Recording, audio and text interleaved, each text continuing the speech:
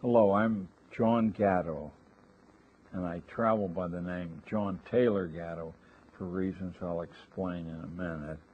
I was a New York City public school teacher for 30 years, and I resigned from school teaching on the op-ed page of the Wall Street Journal in 1991. And since that time, I've traveled 1.5 million miles in all 50 states and 8 foreign countries, trying to arrest the career of the institution of government schooling.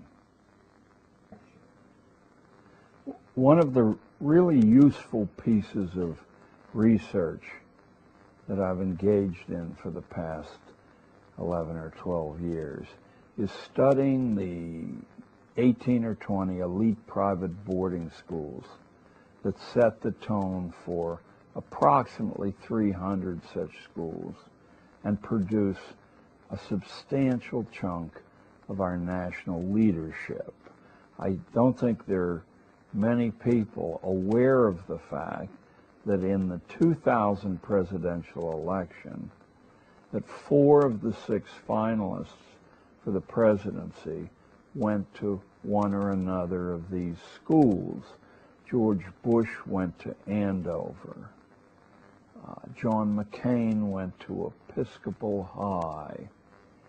Steve Forbes went to Brooke.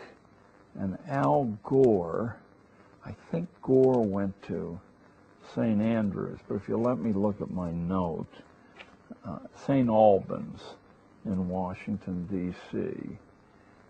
These schools only graduate about 1,000 kids a year. This is a nation of 300 million, and yet 4 of the 6 finalists for the presidency attended schools that only graduate 1,000 a year. So I thought there might be some real utility in finding out what these schools teach as opposed to what public schools teach. And that job proved to be much easier than I thought. So I'd like to share with you the 14 principles I discovered that are universal among these schools. Even though each is quite a different animal than the next, they all concentrate on these 14 themes. The first of these themes is that no kid should graduate without a theory of human nature. What makes people tick? What buttons do you press to get the results from your fellow man and woman that you want? And where does the fund of lore come from? Not from psychology, not even in a small way. The fund of lore about human nature comes from history, philosophy, theology, that's a curse word, isn't it, in public schooling, literature, and law. These 5 mighty agencies of human history and the human mind have a wealth of information about what human beings are like now, have been like, and probably always will be like. And every kid is expected to have a degree of expertise drawn from these sources. I guess I should say these databases. The second requirement of these schools is that every graduate have a strong experience with the active literacies. Now, we're all familiar with literacy as some exercise in reading, but the active literacies are writing and public speaking.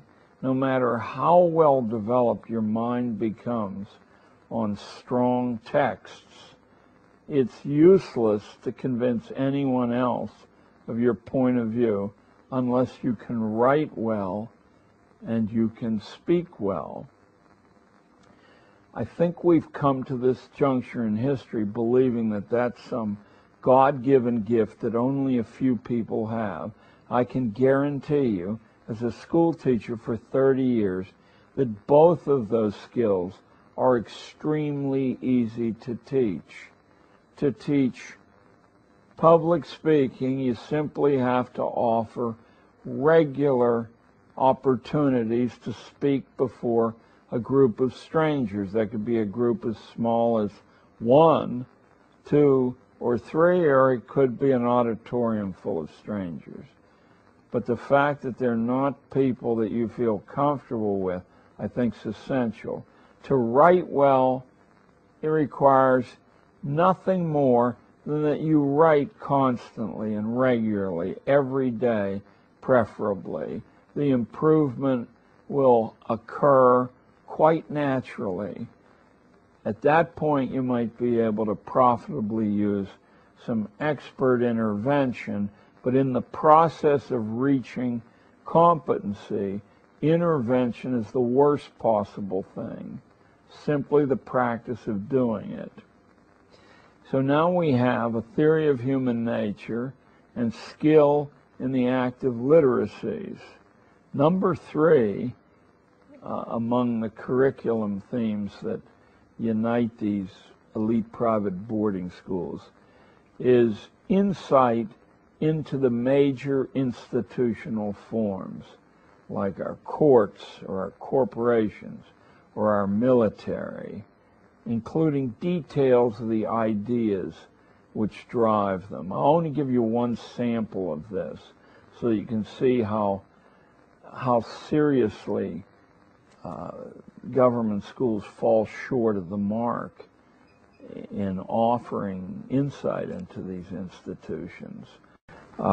We have all heard endlessly in schools of separation of powers, that the governance of the United States is divided into at least 3 compartments, one an executive compartment, one a legislative compartment, that further divided into 2 compartments of its own, and finally a judicial department. Now, a little bit of reflection should show you what the purpose of that is. Not that we all live in harmony and agree in times of trouble with what to say and do, but exactly the opposite of that. That the only possible way to arrive at an approximation of truth is through argument. The more skillful the argument on all sides, the better for the ultimate resultant of truth. So that people who appear before you in the media and say, in this time of trouble, dissent is not wanted, are truly un-American, because this country was the world's first laboratory of dissent on the part of everybody. That's really what the American dream is largely composed of. The ability to speak your mind in a public forum. So that kind of understanding, which is kept under close wraps in public schooling, is examined minutely in these elite private boarding schools. There are many, many other working engines of our institutions that we're not allowed to understand. I might contradict myself and give you one more. The military, which is quite an expensive institution to maintain, even in times of peace, is always constituted at the fraction of 1 to 1.5% of the entire adult male population. Never heard that before? That was a rule or a principle worked out in Prussian Germany several hundred years ago. Now, your homework is to find out why that fraction, but I'll give you a clue. the prison population of the United States is very close to the military population of the United States, and that fraction, too, was worked out in Prussian Germany about 200 years ago. So you should expect the teachers that impact on your kids to be aware of these things and hundreds more like them, and to make that the meat of their contact with kids. And if you're homeschooling, do your homework. And that's not meant to be sarcastic. You'll grow each time you add one of these concepts to your own mental base. The fourth thing that private schools do, or elite private boarding schools do, that public schools hardly touch, are the repeated exercises in the forms of good manners and politeness, based on the utter truth that politeness and civility is the foundation of all future relationships, all future alliances, access to places that you might want to go there. Now, don't tell me, well, that's just common sense, because any public school I've ever been in, and I've been in hundreds, is a laboratory of rudeness, cruelty, sloppiness, coarseness. The fifth thing that private boarding schools emphasize is independent work. Think again about the possible reasons for that. In public schools as we know them, the teacher is charged with about 80 to 90% of filling the time available, one way or another, and all the choices of the teachers. But in independent private boarding education, that ratio ideally is reversed. It probably never is completely reversed, but the weighting is shockingly different. The kids do most of the work. They're expected to do most of the work. They're expected to be resourceful enough to use the work of other kids also, not in public school. The sixth principle is that energetic physical sports aren't a luxury or a way to blow off steam, but they're absolutely the only way to confer grace on the human presence. And that grace translates into power, into money later on. I was talking to David yesterday about the perception of George Washington as a very average mind among his own contemporaries, but nobody said that his physical presence was average. Washington, in his diaries, tells us that the two most important things that made him George Washington were deliberately selected. One was horseback riding, and the other was ballroom dancing, because it conferred a commanding physical presence on the person who could do those things well.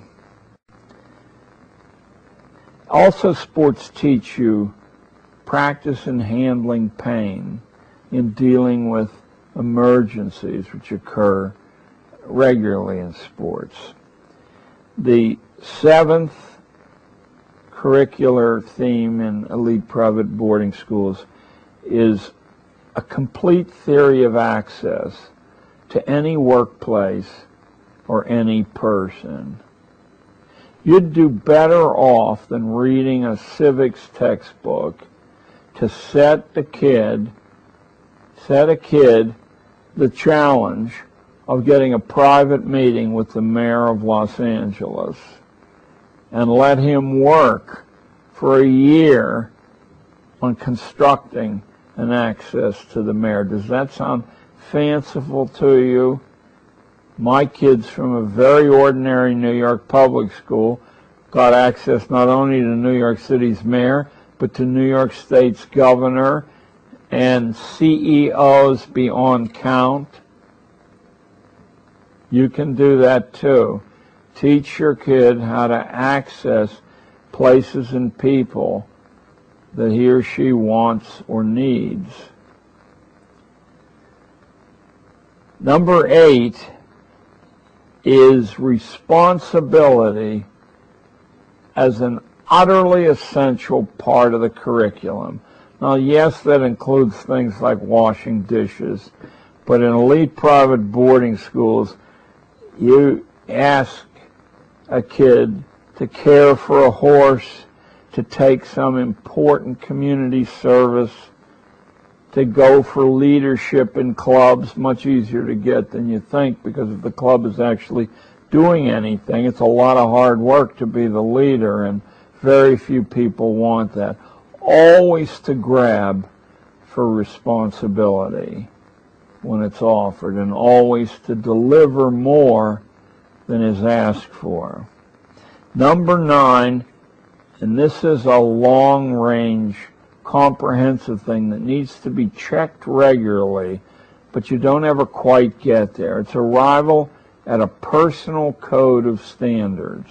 Those are standards in production, standards in behavior, and standards in morality. Number 10 is a familiarity with the master creations in music, in painting, in dance, in sculpture, in design, in architecture, in literature, in drama.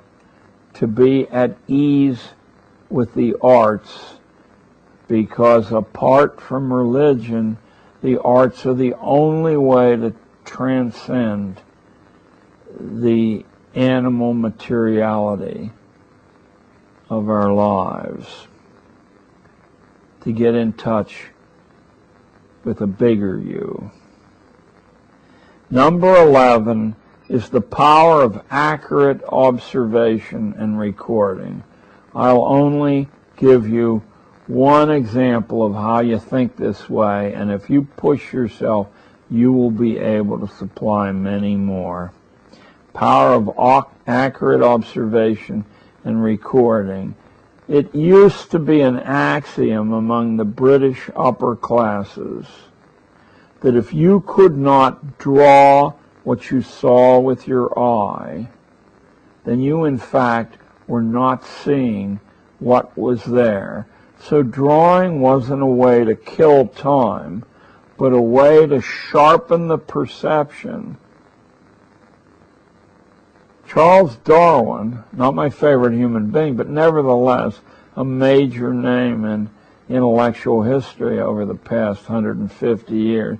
If Charles Darwin had not been able to skillfully draw, then no one would have attended to his well-articulated theory of the evolution of the favored races. Look at the title of the book. It's usually left out, that part. But don't let me editorialize here. Modern science, in some very great regard, is only been possible through graphic representations, drawing and photography. Number 12 is the ability to deal with challenges of all sorts. Now this one's my favorite because one person's challenge is another person's ho-hum.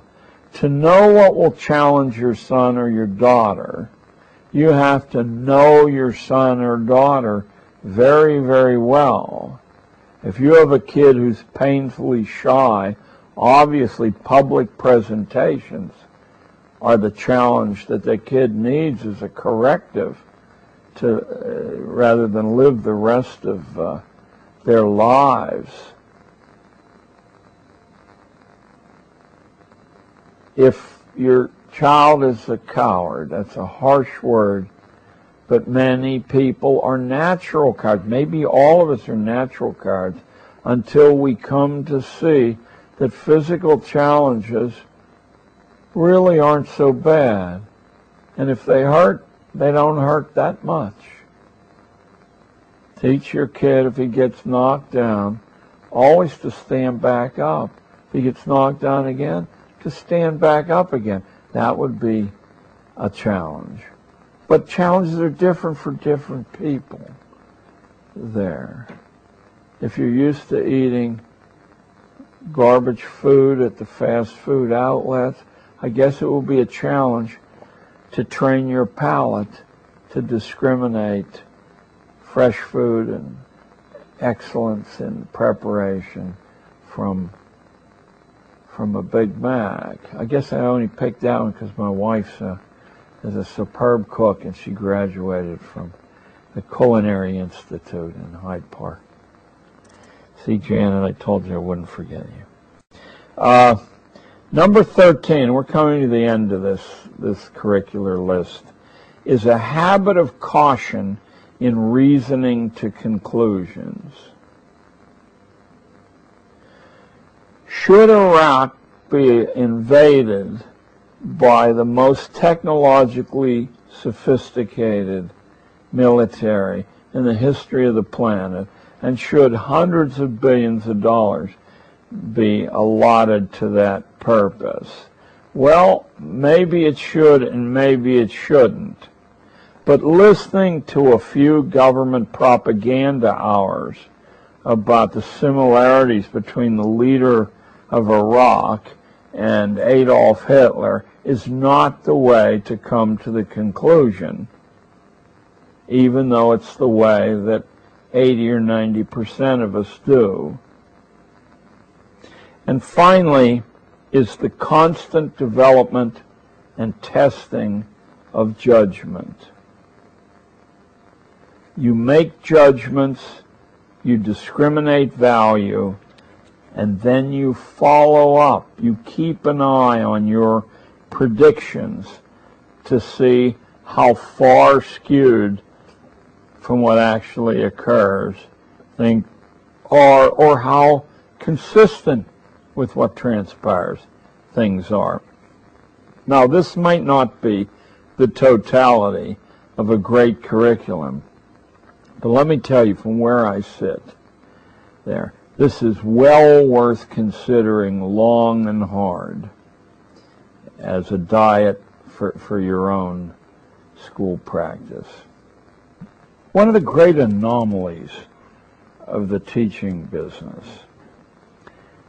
is the disconnect in awareness, or the awareness disconnect between academic endeavor and the world of work, the job market. It's sort of implied that if you acquire a good academic record, that the world will take care of you later on, which I think is a very questionable assertion. Nevertheless, even if it were not a questionable assertion, I think you'll find what I'm going to say next interesting. I wrote to the U.S. Bureau of Labor Statistics, and I had read that they do projections about what jobs will be commonest in the economy of a decade ahead. And I asked for the latest one of those. I said, well, what will be the most abundant jobs in the United States? And the list I got back will supply, I think, surprise you quite as much as it surprised me.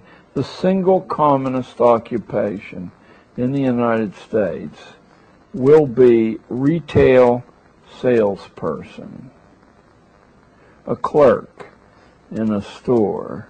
Now, quick, go over the 12 years of schooling that you probably had. Maybe add to it the 4 or 6 years of college you tacked on top of that. and tell me exactly what part of that experience is relevant to being a retail salesperson. Was your trigonometry or geometry or calculus, is that relevant?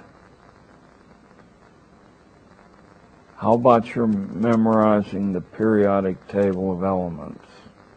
Is that Mendeleev, David? Okay, the number 2 job in the United States will be registered nurse, which is kind of interesting. I've always felt in my own life that the nurse was far more important a part of the medical team than the doctors I encountered, present company accepted there. But once again, if you try to find a fit between the diet, the scholastic diet, and what's required of a nurse, there's a bit of a disconnect. The third most important job in the United States will be cashier. I don't need to comment on that. Number 4 is general office clerk, which speaks for itself. Number 5 is a job that's always intrigued me. I wish I had gone for it. It's truck driver. But once again, it's hard for me to see what the 12 years invested and the enormous amount of money represented by that 12 years. In New York State, it's about $11,000 a kid. I believe it's higher than that in California, but it's certainly the equivalent, times 12. If we took that sum and invested it in kindergarten in the kid's name in some canny investments, maybe real estate, which has been a great investment, I think maybe when after 12 years it could be spent fishing or panning for gold, we could hand the kid $1 million or so and say, now go get yourself an education somewhere.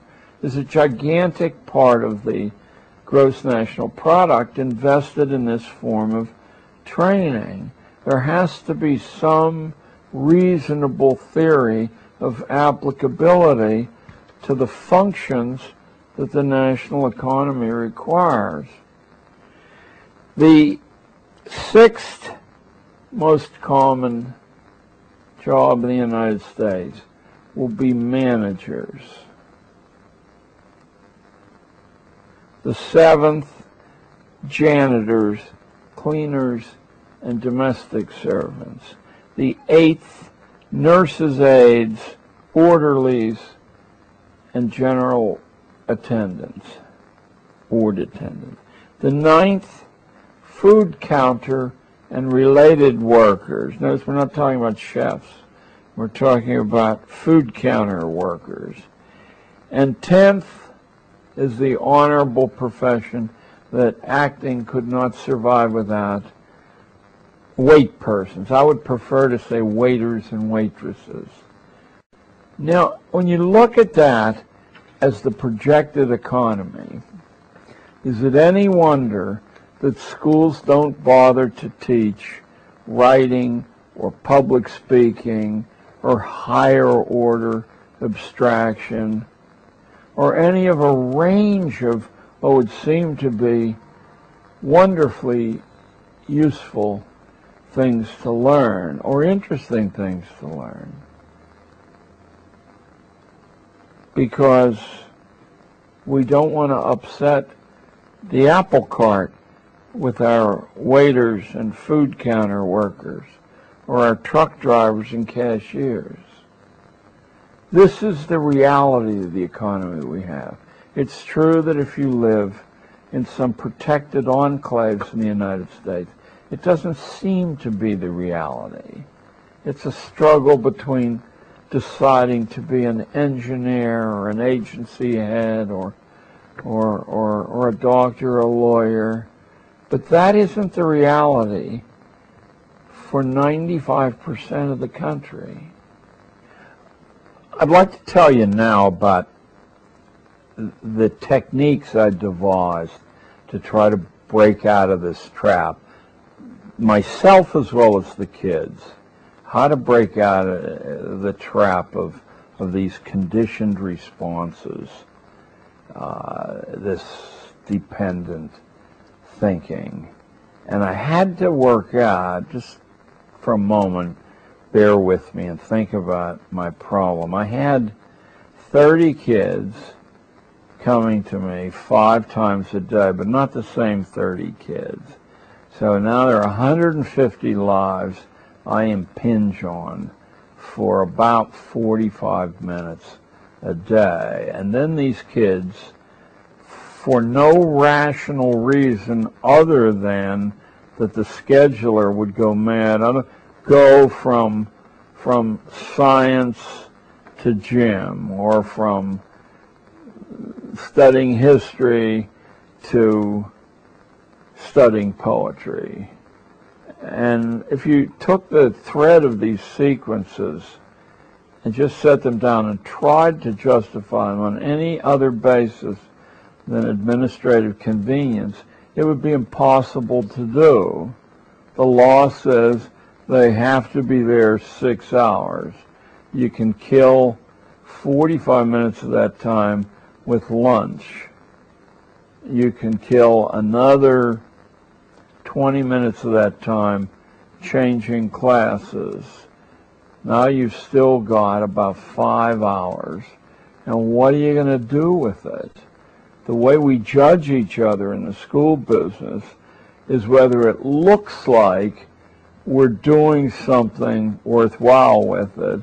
That means that the kids are in their seat, or wiggling their hands in the air, or copying notes off a board.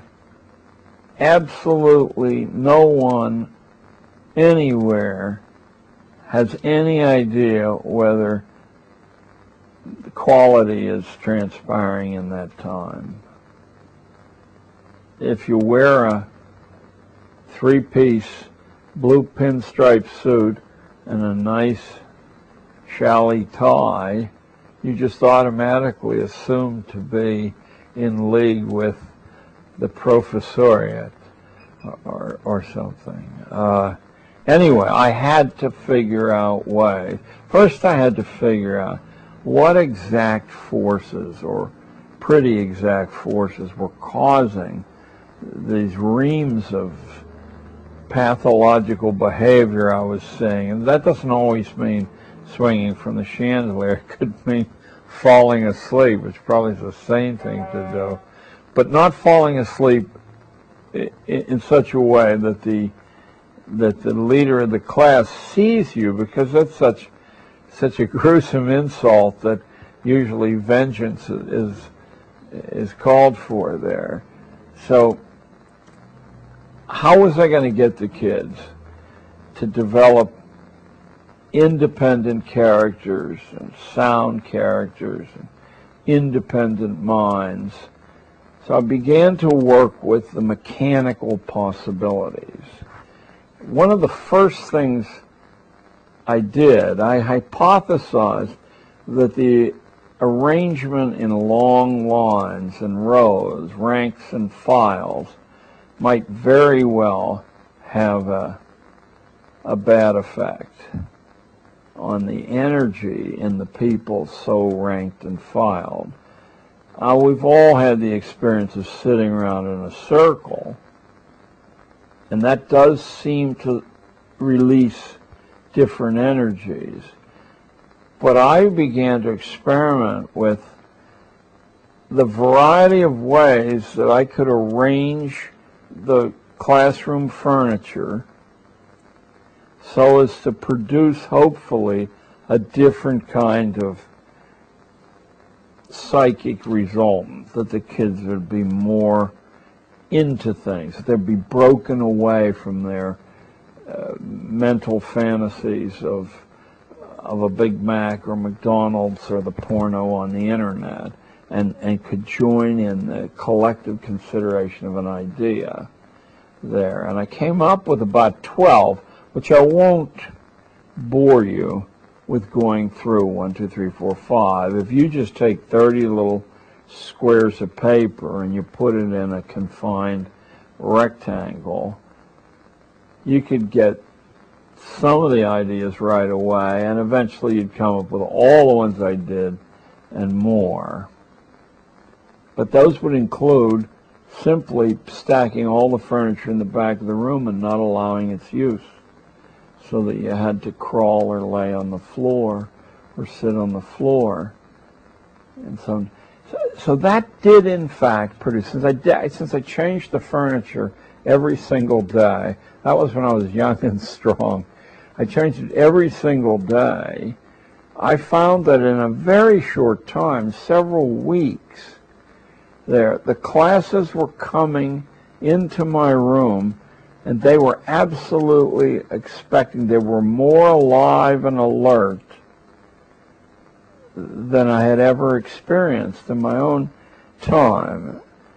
So now what I'm after is some different ways to provoke these responses that are less efforty than moving the furniture every given day. And obviously that's only a small part of a whole. The first thing I saw as an enemy of mental alertness was that we have fixed time, fixed space, fixed sequencing, fixed text to work from. And I decided to make the time, the space, the sequences, and the text completely variable on an individual basis, but you had to negotiate with me for it. So a kid could come in who spent all his time drawing comic books in my room, but being pretty discreet about it. There, he could come in and say, I want 1 day a week to go to the public library at a time when no other kids are there during the school day, sit in the art section, take down all the resources on graphic art, and put myself through a high-level program of learning perspective and the dynamics of coloring and so on, of graphic arts. He would have changed the sequencing, the space, the time, and the text selection of his school day. And that was one of the projects that I allowed. I had a standing offer that anyone who wanted to, who was deeply engaged in a piece of work in my room, that I would find space for them, if they chose, to continue on that work until it was finished or until they were much further along, rather than being picked up at the sound of a bell and dropped in a gym class or an art class or a science class or any other class at all, that they could finish what they started. So that was one of the methods that, with great success and a lot of political maneuvering, that I introduced into my classes. Another thing that I inserted about midway in my teaching career is that I would create a project, but I would disperse my kids anywhere in New York City that they chose to go in order to complete that project. If you're a fan of Peter Drucker's management books, this would be Drucker's invention of managing by objectives. The executive selects the goal to be approached and reached, but he does not survey any of the methods at all. He simply says, today we're here, tomorrow we want to be there, get there any way that you can. So some of those things, to give you some examples, one that was outrageously successful was recall that my kids were 13 years old, and I said, in 5 years, which is 1,825 days, some of you go off to college, and some of you go off to a job, but all of you are going to have to find a place to live unless you want to hang out at home, which not many of you will want to do. So you're going to get an empty space, and you're going to have to convert it very quickly, all by yourself with no prior experience, into some reasonable approximation of a home so that you won't be ashamed to have friends in or a girlfriend over for dinner or whatever.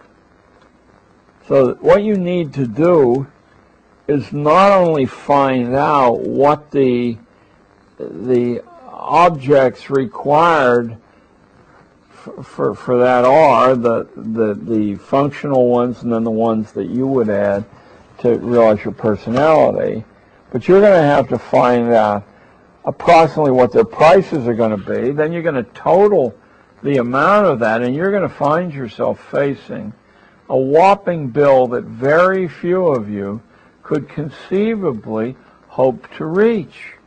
But rather than me telling you what it is, go anywhere in New York City, I'm going to give you a 2.5-room apartment, and you'll be lucky in New York City to get a 2.5-room apartment. You're probably talking at the cheapest $1,500 a month rent, and probably more like $2,000 a month rent. Well, that's $24,000 a year. To get $24,000 after taxes, you have to make, I don't know, $32,000, and then of course you have to eat and clothe yourself and get around. So these project-based assignments led to very complex personal decisions, and they also led to a very commonsensical, useful project. In this case, each kid would have a floor plan of an apartment, and I made it as realistic as possible by cutting floor plans of apartments out of the Sunday newspaper real estate sections, and then I would ask them to construct little colored paste-ons for chairs, for sofas, or for whatever else they wanted in the apartment, and they were to submit that to me with an itemized bill and a total sum, including sales tax, that they would require. What we quickly were able to come to the conclusion is that in most of my classes, nobody could do that.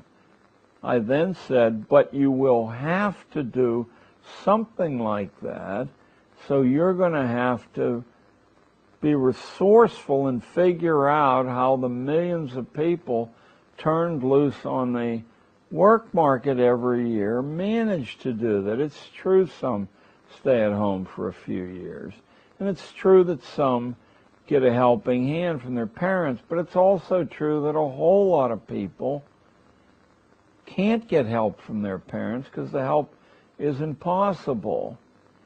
So what are some of the other solutions? Teaming up so that 3 people share the same space cuts the costs considerably for each individual. That's certainly one thing.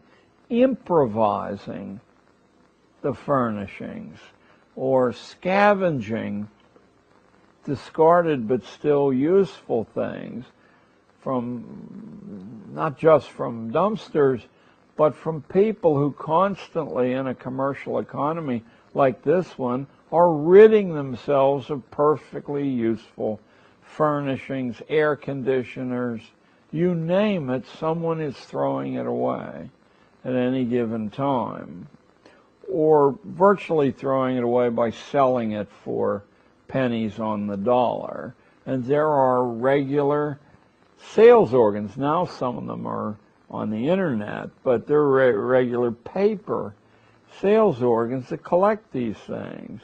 As I was driving up to David's today, I passed 3 lawn sales, and I quickly spotted, if I weren't 3,000 miles away, a couple of pieces of furniture that I'll bet I could have walked away for 10 or 20 bucks with, that I would be happy to have back in New York. It's just that the airplane might not be happy to provide carriage for it. There are other projects besides this that were really outrageously successful. One of them was, this was a private one, was analyzing the characteristics of publicly accessible swimming pools. I had a girl who was interested in nothing except becoming an Olympic swimmer. Nothing at all. She had no interest in any schoolwork at all. But I said, what are the best public pools in New York City? The 5 boroughs. I mean, it's 300 square miles. And she said she didn't know. And I said, well, as a swimmer, how would you determine whether a pool was excellent or good or mediocre or bad? And what are the characteristics you'd spot? And she was able to name 6 or 7 of them. And I said, well, suppose you take this checklist that you created and you spend the next couple of months going from swimming pool to swimming pool, creating a consumer's guide to public swimming pools in New York City. I said, I would be certain that there would be local magazines interested in paying you to print that. Maybe even a little guide that could be sold on bookstores there. So that was outrageously successful for one person. One of the things that everyone liked to do was to shadow either their father or their mother, or occasionally an uncle or an older brother or sister at work. Shadowing means you don't say anything. You travel around with that person and you log exactly what that person is doing. Made 10 phone calls between 9 a.m. and noon. Spent an average of 3 minutes, shortest 30 seconds, longest 8 minutes. You log everything the person does in their job, and then at lunchtime or after work, you say, I saw you do this. What did this mean? I saw you talk to this person in that office, and you were visibly nervous. Why was that? I learned how to do shadowing from going to the Department of Labor's 2-volume job dictionary, which is in every public library in the United States, and either in the front or the back. It's been so many years, I don't remember. There are pages and pages on how these job descriptions are created. The job dictionary will list every job that you can conceivably imagine and its performance characteristics, its access. It's the kind of book that libraries buy and probably no one ever reads, you know, to their loss, I think. But I wasn't interested in the jobs. I was interested in the methodology, because I knew I could then sell that as highly professional research work. And we did that. We created a talking job dictionary every year. There were about 5 years when my interest was high enough to do this project. A talking job dictionary that we then donated to homes for blind kids, and they could hear, you know, Billy Bowman talking about the job of being a fireman, what its challenges were, what its low points were, what its income cycle was, what you needed to offer as preparation to be able to compete for the job. I think it was a marvelous project. Obviously, it could be done anywhere. I never found a kid who wasn't completely absorbed in shadowing. And then, if you recall, when we talked about private schools, we talked about methods of access. It's a natural dovetail that if you decide you want to shadow a news anchor at a news network, how do you get access to that person, and how do you convince them to allow you to spend a day in the station? If you decide you want to shadow a news anchor at a news network, how do you get access to that person, and how do you convince them to allow you to spend a day in the station there? I'm thinking of one of our most famous shadowing episodes. A woman named Sue Simmons, I'm going back about 15 years now, maybe 17 or 18, was the hottest news anchor in New York City. She'd come from Atlanta, I believe, and she started out at $5 or $6 million a year, and everybody was dazzled by Sue Simmons there. And one girl came to me and said she wanted to shadow Sue Simmons. I said, boy, there's a tough one, because if you write the network, Sue Simmons will never see the letter. You get a form letter back saying, we'd love to help you, but it's impossible given the blah, blah, blah.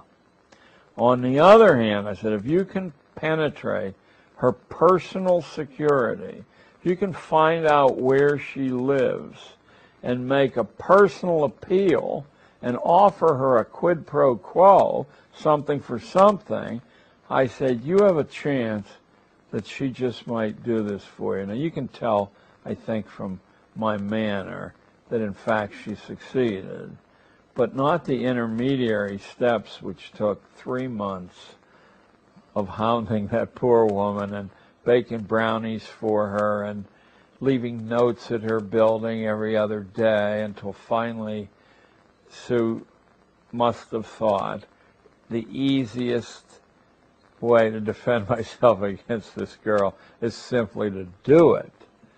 And when it happened, I said to the girl, now you've got to make good on the quid pro quo. I told the girl if she took a still camera and she took slides of the newsroom and a day with Sue Simmons in the newsroom, and then she made a tape recording text that would coordinate with the slides. The duplicating slides is very cheap. In those days, it was, I think, $0.10 a slide. So if it took a 36 image roll of 35 millimeter film for $3.50, we could get a dupe set of the slides, and then a cassette tape was $1. And you could donate a day with Sue Simmons to every school in the school district. There were 20 of them, so your total expenditure on that thing is about $100. And what you've done is give each of the schools in the district the chance to have a day with Sue Simmons to see the inside workings of the NBC newsroom. And you could also write a couple of pages on how you got access to this opportunity. Sue Simmons' name would be bandied about the Upper West Side of Manhattan, which is the media bedroom for the television industry. She could only come out of it smelling like roses if she had helped a 13-year-old public school kid. I have no doubt that some newspaper or other would have done a little feature article on it. So there'd have been a real quid pro quo here. And indeed, all those things happen. But it gives your life a kind of a treasure hunt aspect. It's amazingly exhilarating. You're constantly looking at the world you live in and saying, how could I create a way for a kid to penetrate that reality and produce a worthwhile project that would have interest beyond his or her own life and might really resonate down the years? So that's one of the things I did. Field curriculum, I called that. I realized that the lack of responsibility in these kids' lives was leading to a lot of the pathologies that I saw. Not to be useful is to be useless. That's not just a play on words. It's true. You either have a function or you don't. You have a function that's real, or you have a phony function, copying notes off a blackboard, or pretending that embedding yourself in this institution for 12 years is the only and best way you can develop your mind. That's nonsense, and we all know that. So I looked for ways to bring this about. The next thing and the way I discovered was apprenticeships. I rediscovered the wheel, what had been the staple of Western education, and probably Eastern too, for that matter, for millennia, apprenticing yourself to somebody who knows how to do something. Now, certainly I didn't have the power or the inclination to assign a kid for a year, but to assign a kid 1 day a week for a year, which adds up to 40 days out of the school year, or 8 school weeks, I thought was a fair exchange. And for those kids who were too emotionally inadequate to do that, I conceived of the 1, 2, or 3 day apprenticeship, where someone would take the kid in and let the kid see what the nature of that, whatever that business or specialty was, and explain to the kid how decisions were made in exchange for some service. I would tell the kids, if you just take and go away, you're not only a nasty human being there, this really won't stick with you. You always have to come to somebody with a quid pro quo in mind and say, if you'll do this for me, I'll do this for you. And of course, kids will always say to you, kids can't do anything. But in fact, there are many things they can do, among which I'd say the principal value is just to ask penetrating questions of an older person. Because all of us like to lay our lives out in the air so that other people can live schematically what we went through. Everyone loves to do that. It defines us. The next thing I did, but only for a few kids, maybe 5 a year, because it's much more difficult than an apprenticeship. You'll find that getting a short-term apprenticeship is very, very easy to do, much easier than you imagine. But getting a mentorship where there's like a family exchange, like someone steps in as a godfather or something, and for regular times each week, there's an intense personal relationship. These are much, much harder because the person committing to them will be aware that this isn't just something I can do with my left hand.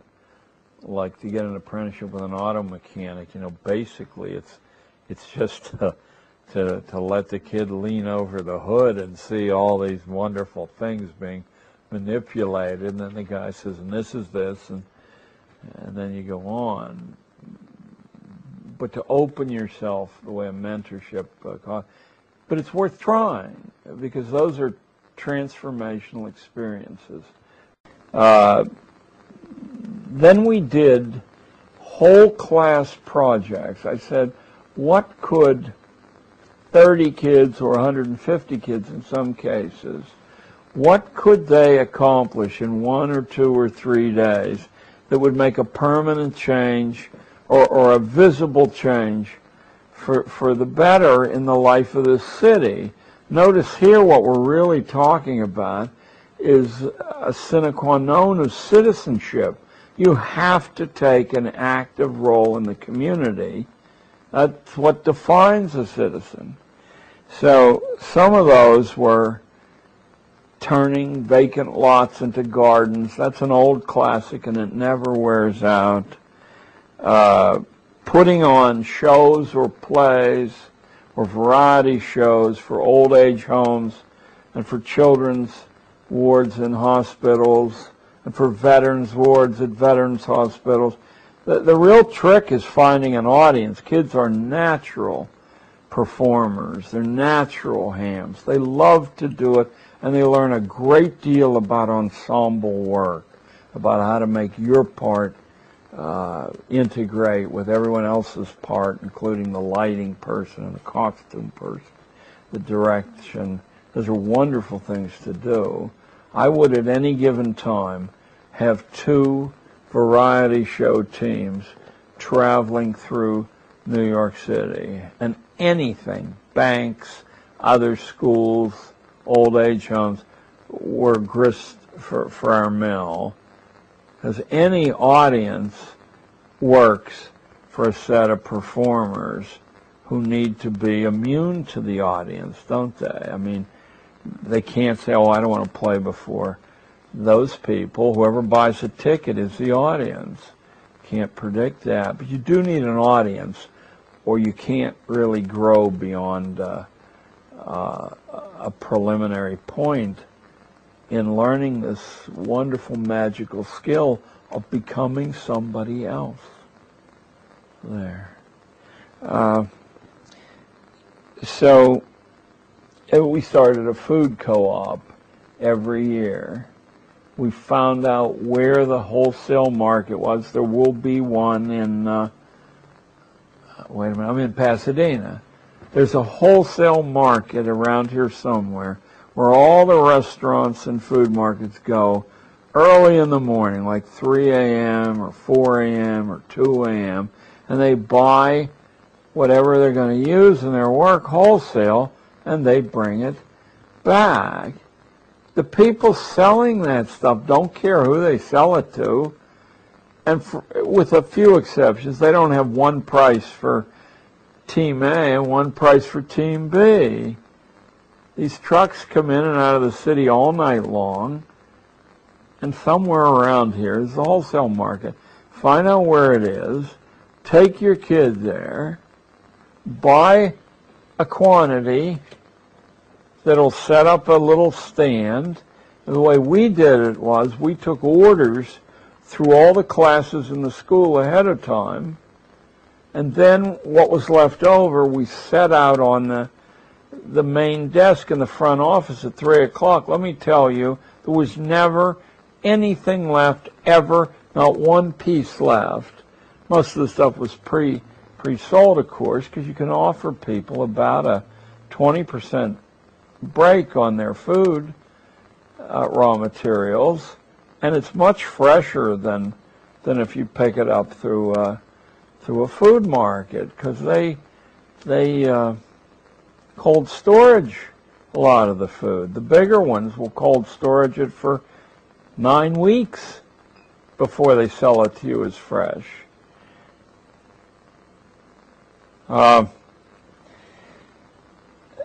insisted on substantial community service 1 day a week, and that almost invariably was alone. In some of these applications, you do not want a culture of children traveling together, because then the experience is muted severely by the protective insulation that running around with a group of friends do. So I did the bookings at first, but I said you can always book yourself and replace the placement that I got for you. So my kids 1 day a week would be scattered all over the 300 square miles of New York City. And if you say, wasn't that dangerous? Couldn't hold a hair to how dangerous it was just to be in the school.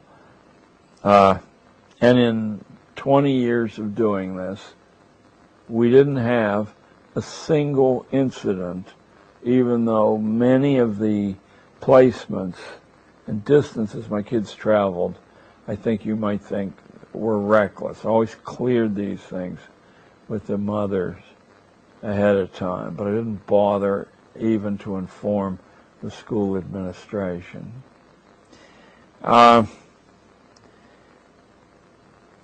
Parent partnerships on school time. Now, if you're homeschooling and you're watching this, this is what you do all the time. But in the position I was in, I saw that the institution of forced schooling had as one of its logics that you would weaken the connection between the student and their family. So I tried to create a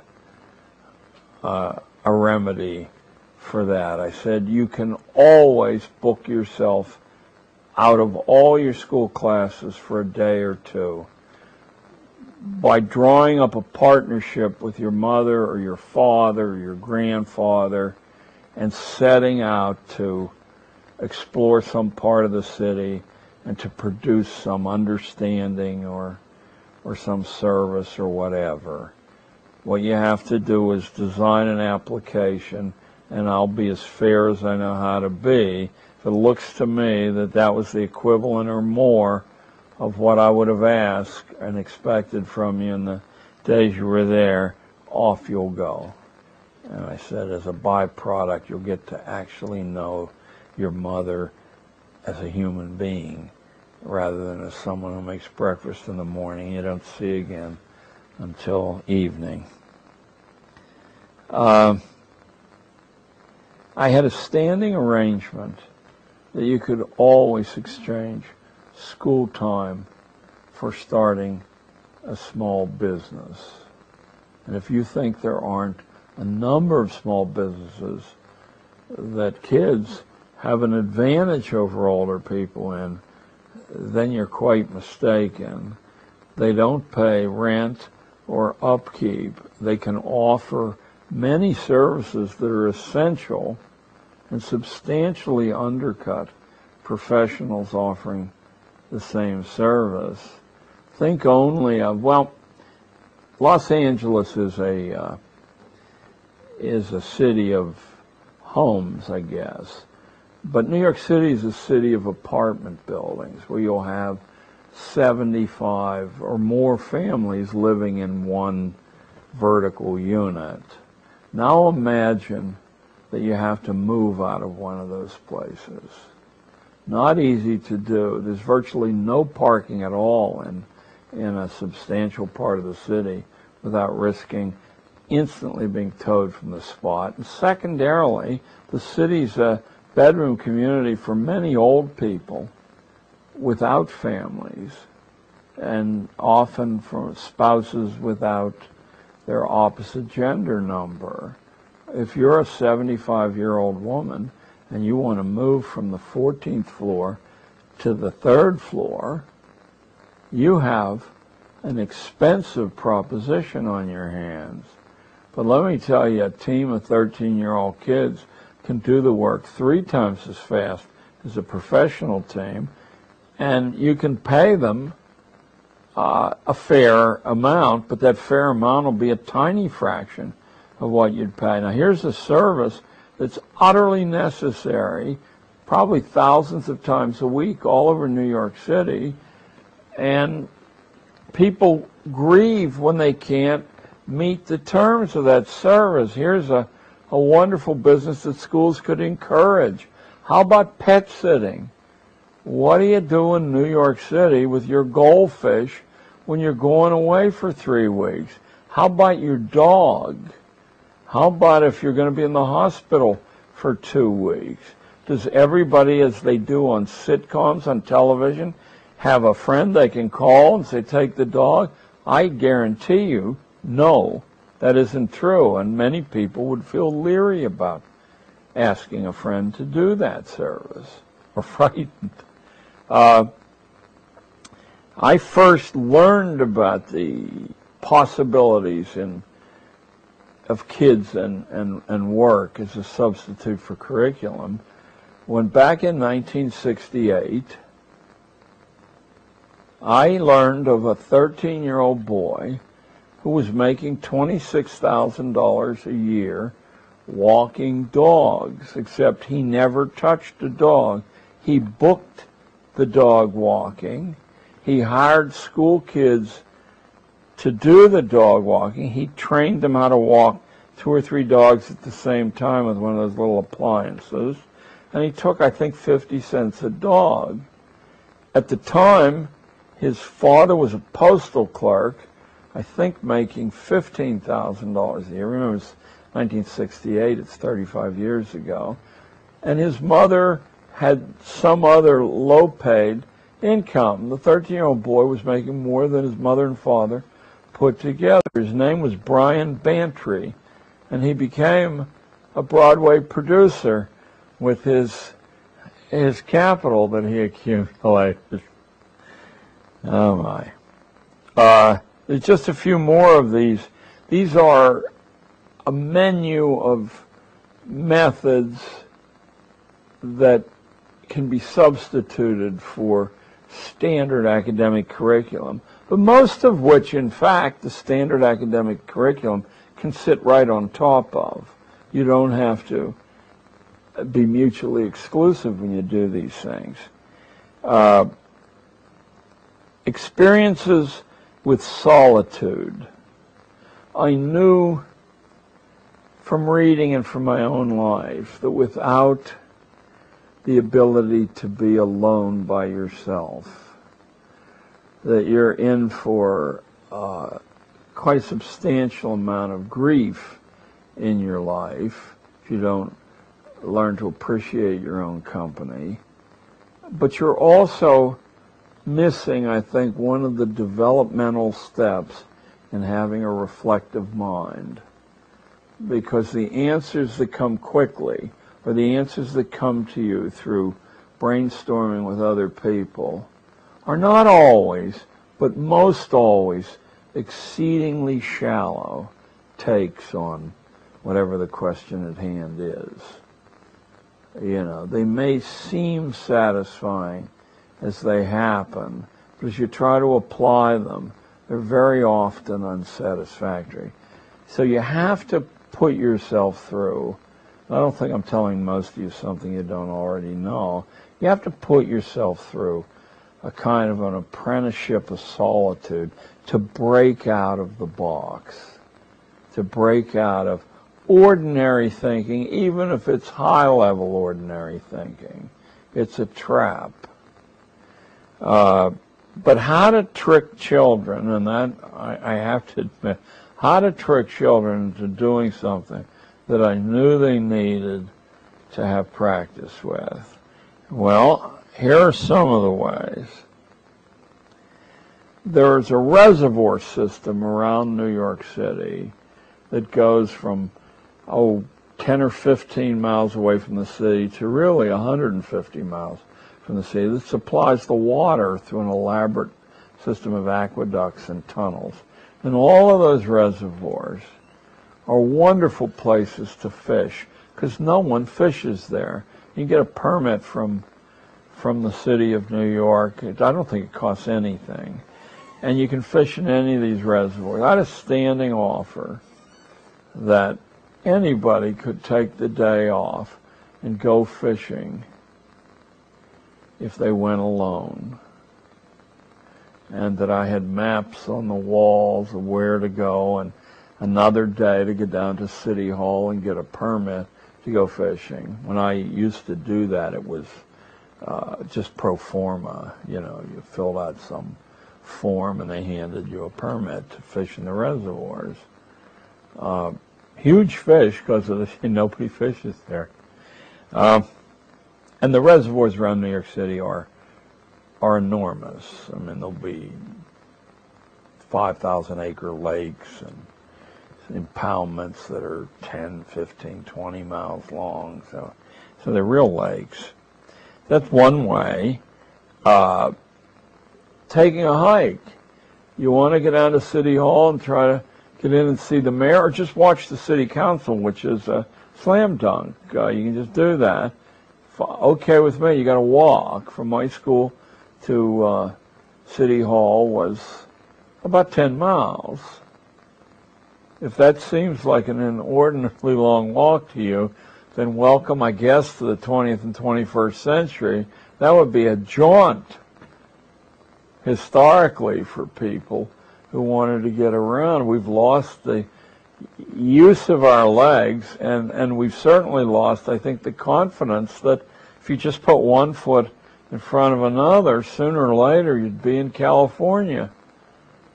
And not that much later. So that's another way I arrange solitude.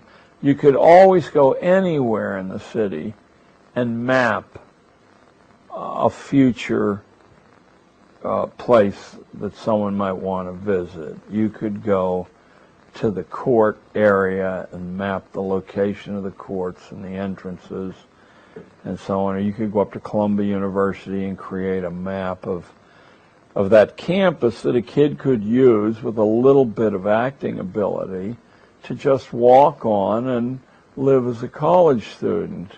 We never got picked up doing that, and there must not have been a day when some of my kids weren't sitting in on law school lectures. They're all 13. Did they have any trouble passing as 19 or 20? No. I just told them, don't ever smile. Use a clipboard instead of a notebook, and strike arrogant poses. I said, you'll pass as a college student.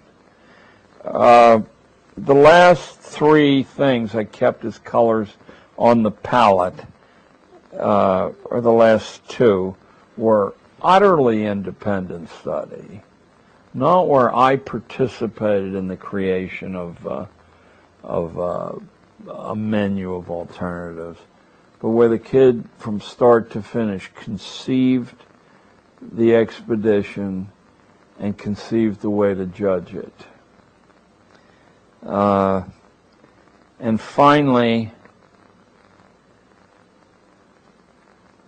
experience in how to kill time. I call it improvisational play. You got 3 hours to wait for your job interview. You're out on the winter beach at Coney Island. There's nobody else there, but there are waves, there are birds, there's sand as far as the eye can see, and no people. You know, how do you fill these bits of time? Because you're always afraid of, you see this as a cousin to solitude. If you're always afraid of doing these things by yourself, then you've become lifelong dependent. You're one of those people who can't be seen on the street without a cell phone, and I would cheerfully murder you if I thought I could get away with it. Okay, those are the 12 action themes of what I call the guerrilla curriculum. If you would like to operate as a guerrilla inside the or underneath the radar of the government system, these are 12 ways to do it. Over the 11 years since I retired from school teaching, we're into the 12th, I had to find a way to distill the lessons that 30 years of classroom school teaching taught me. And for want of something better to do, I began writing books and going on an endless lecture tour, which has really taken me around the world, but it's taken me into every corner of the United States. The books that I've written during that time are all still in print, and they're available at my website, which I believe I told you was my name with the 3 W's and .com, or they're actually available from Barnes & Noble, but I'll sign them if you order them from the website. I'm going to show you in order the books I wrote and why I wrote them. The first book actually wrote itself. When I finished school teaching, I was filled with fury at the 30 years of my life I had devoted to this institution. I had trouble going to sleep at night because I was so angry, and I had trouble getting up in the morning and greeting the new day.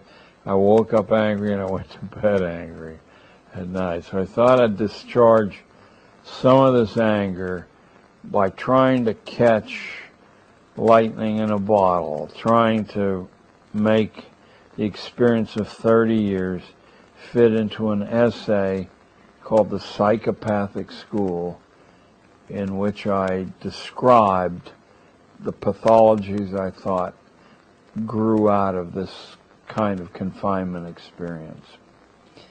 I had no sooner written that and used it as a Teacher of the Year speech when a little magazine reprinted it, and somehow the magazine got to India, and I got a call from Nehru University saying they would like to use the talk as a graduation address. And furthermore, they'd like to publish the talk as a little book, a chapbook, but that it was kind of skimpy to fill a whole book. Did I have a few other essays that could wrap around it, could be a setting for the psychopathic school? Well, I thought about that, and it occurred to me that as I described the pathologies that school children display to an incredible degree, I hadn't written about my part in creating those pathologies.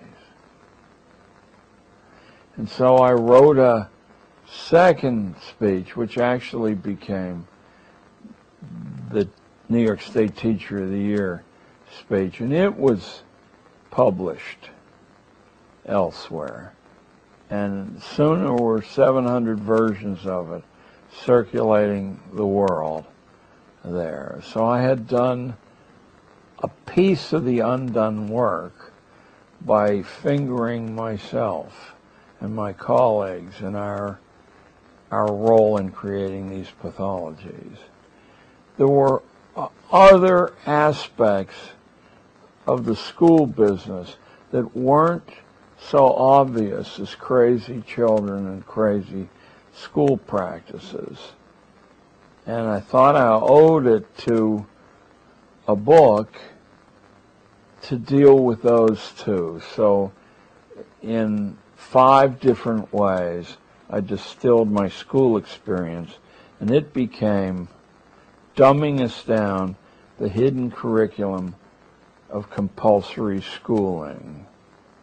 And even though the publisher was a small publisher and never spent a nickel on advertising the book, word of mouth has caused to date 150,000 copies of this book to sell. The second book, The Exhausted School, and here you see me when I was a little bit lighter in weight in 1991, in white tie and tails, the only occasion for me ever to wear white tie and tails in my life. I've worn a tux a number of times.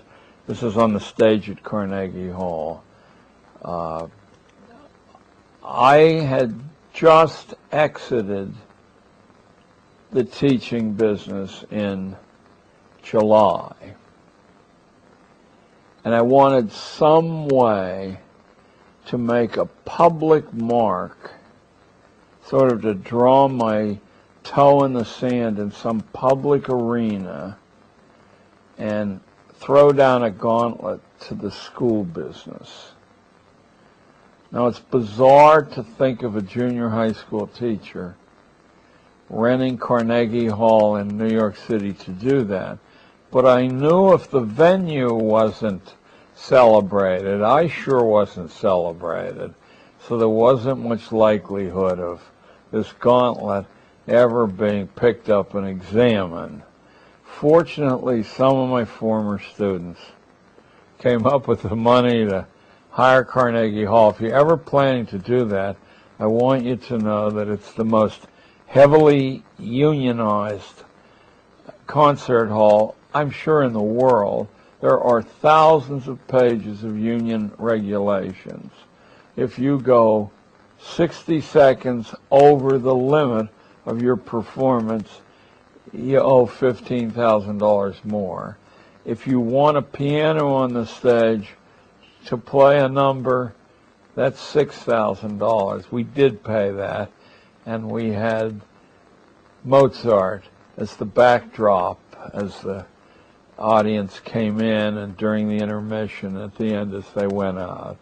I said, as long as I'm going to get into a monkey suit, white tie and tails, I may as well go whole hog. And anyway, it wasn't my money. Isn't that a school teacher for you? The Exhausted School wasn't a solo performance at Carnegie Hall. I drew together, I believe, 6 alternatives to institutional schooling that were up and running and were quite successful, and I wanted the audience to see that there were a whole variety of ways to do this education thing. So my own words are about 1/3 of this book, and the remaining 2/3 come from the Holt people in Boston and from the Waldorf people from their training college in upstate New York, and from other examples of a different way to do this thing. The 3rd book I wrote also wrote itself. This is an assemblage of speeches I made between 1992 and 1999, each one of which attempts to examine some aspect of this wacky institution. Now, every piece of this will resonate with some part of your consciousness if you went to public school. In other words, my goal is not to tell you things that you don't know in this book. It's in fact to have you ask yourself, I've known this for years, why haven't I done something about it? I hope someday to combine dumbing us down and a different kind of teacher and have a book-sized book. The last book took 10 years to write. I began it slowly in 1991, and by 1993, I was working around the clock, 7 days a week, January the 1st to December 31st. It was the principal activity of my life, the underground history of American education, which is 310,000 words long, and in fact at one time was 600,000 words long. When I looked at this pile of typescript pages, I said, nobody is going to work their way through this book. So I picked out hunks of it and threw it away. But the 310,000 words that remain constitute a mosaic that adds up to an explanation of all the inexplicable aspects of schooling, from standardized testing to grading to a trivialized curriculum, and on and on. Over 10 years of digging, at least 2,500 books read, many, many, many hundreds of interviews, lots of reflection. It's a full-time job of 10 years. And oddly enough, I'm still working at it. The next edition should be out in 60 days. It probably will have the same cover, even though I've purchased different cover art. I don't want to delay bringing this edition out. And the next edition has substantial changes in it, even though this earlier edition and the one that preceded it capture the argument and prosecute it the same way. I simply dug a little bit deeper. Also, I corrected the misspelled words and the bad grammar, which is very embarrassing for an English teacher. So I'd like to read a little bit of the table of contents of this book so you can get some sense of how it differs from the first three were really personal expressions based on the site observations, a bit of research, more than a bit, a fair amount, but it was fresh from the job. This is an old turtle's reflection on the questions these first three books raised. And what I've done in the table of contents is to basically list the main ideas that are in each chapter in an old-fashioned bookish way. That I won't bother you with. But I wrote a little epigraph before each chapter that tries to catch the kernel, the thematic kernel in that chapter. And those, I think, might whet your appetite to work your way through a 310,000-word book. The first chapter is the prologue, and the epigraph for the prologue is, "The shocking possibility that dumb people do not exist in sufficient numbers to warrant the millions of careers devoted to tending them will seem incredible to you. Yet that is the central proposition of my book, that mass dumbness, which justifies official schooling, first had to be dreamed of. It isn't real." First chapter is called The Way It Used to Be, and in that I attempt to reach back into American history and show the contrast between the expectations of young people growing up 200 years ago in this country, not globally, and what we're doing today. And the epigraph for The Way It Used to Be is, "Our official assumptions about the nature of modern childhood are dead wrong. Children allowed to take adult responsibilities and given a serious part in the larger world are always superior to those who are passively schooled. At the age of 12, Admiral Farragut got his first command. I was in 5th grade when I learned of that. Had Farragut attended my elementary school in Monongahela, he would have been in 7th grade." Chapter 2 is called An Angry Look at Modern Schooling.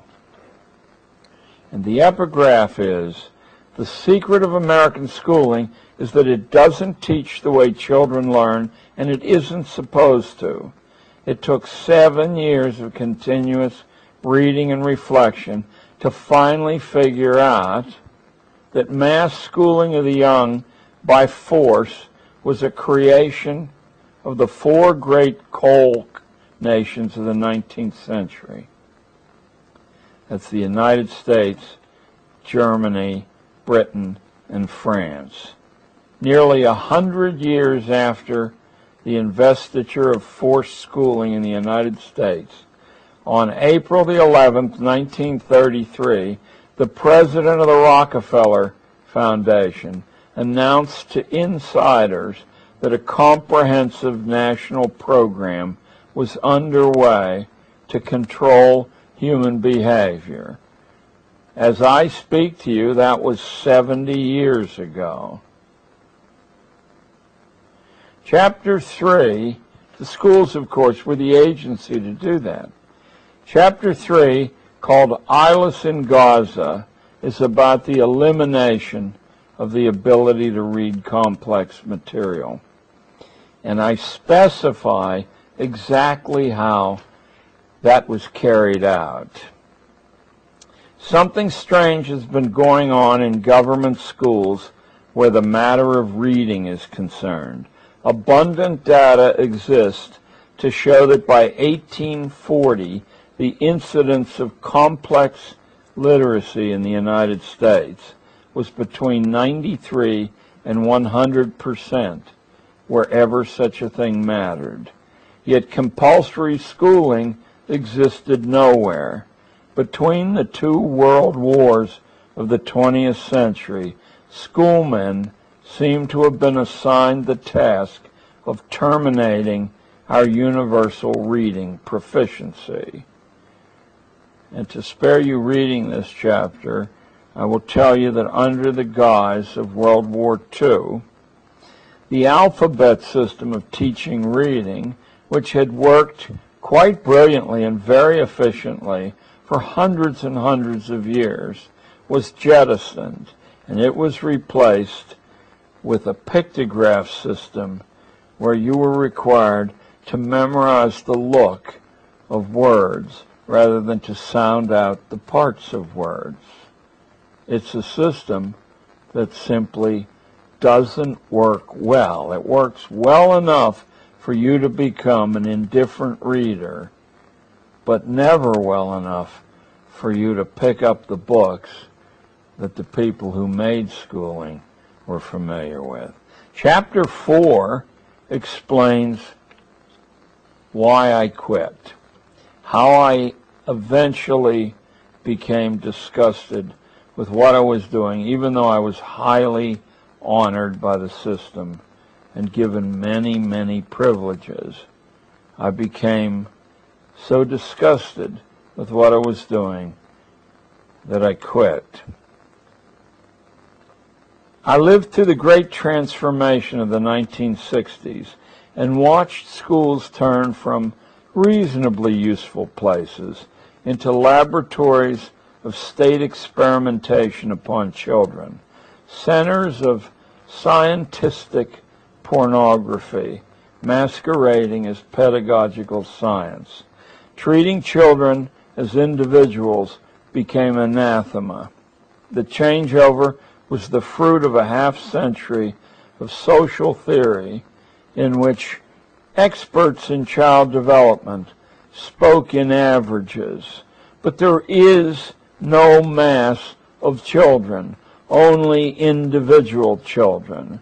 The entire great scam of sociology dealing in social averages is a hideous way to look at your family or your neighbors. There are no average children, and all the stage theories of child development, depending on averages, will bring you to grief if you attempt to employ them either with your family at home or in school.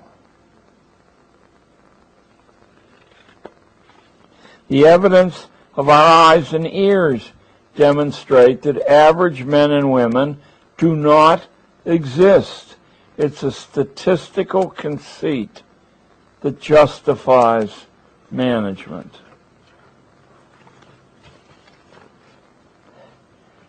In chapter 5, which is the second part of the book, I try to discover and uncover the foundations of schooling, and also the kind of human temperament that would lead to this fashion of an institution. This chapter is called True Believers in the Unspeakable Chautauqua. I took the locution True Believers from a book by Eric Hoffer, the San Francisco longshoreman who had a vogue in the national eye of about 5 years, in I believe the early 1960s. He wrote these very slim, highly intellectual, and quite freshly thought considerations of American national life. And his last book, and probably his most famous, which has been continuously in print for the last 40 years, is The True Believer. The expression actually comes from St. Augustine in a book about war, I believe. From start to finish, school as we know it is a tale of true believers and how they took the children to a land far away. All of us have a tiny element of true believer in our makeup. You have only to reflect on some of your own wild inner urges and see the lunatic gleam that comes into your own eye on those occasions to begin to understand what happens when obedience to those kinds of impulse are made a permanent condition of management. Chapter 6 goes even deeper into this true belief phenomenon and examines the utopian impulse as it occurred globally, but as it particularly occurred in the United States. In the middle of the 19th century, we had well in excess of 1,000 utopian colonies all over the United States. And just for pure pleasure, I'd urge you to pick up one of the many books available that deal with the different sorts of utopian community, because the experimentation on human nature that was undertaken in those communities was borrowed. It was abstracted and utilized by government agencies. The lure of utopia. Presumably humane utopian interventions, like compulsion schooling, which is supposed, after all, to be for the good of children, aren't always the blessing they appear to be. For instance, the invention of the safety lamp saved thousands of coal miners from gruesome death, but it wasted many more lives than it ever rescued, because without that invention, the coal industry would have always remained a peripheral business. They would scrape the surface and leave the rest of it alone. The safety lamp allowed the subterranean depths of the earth to be dug out in little narrow tunnels, and the miner to be relatively safer in those tunnels than he would have been. But if he hadn't have been able to see in those tunnels, he never would have gone into them in the first place. The lamp alone allowed the coal industry to grow rapidly, exposing miners to mortal danger from which there is no good protection. In the year 2000, after an era of safety lamps and other scientific progress, 6,000 miners were lost to cave-ins and explosions in Russia alone. That's twice the death toll of the World Trade Center disaster in New York. What Sir Humphrey Davy, the inventor, accomplished with his lamp was a great gift, but not to coal miners. It was a great gift to coal producers. Chapter 7 tracks the kind of schooling that you and I are familiar with right back to its original production center, which was the militaristic state of Prussia in northern Germany.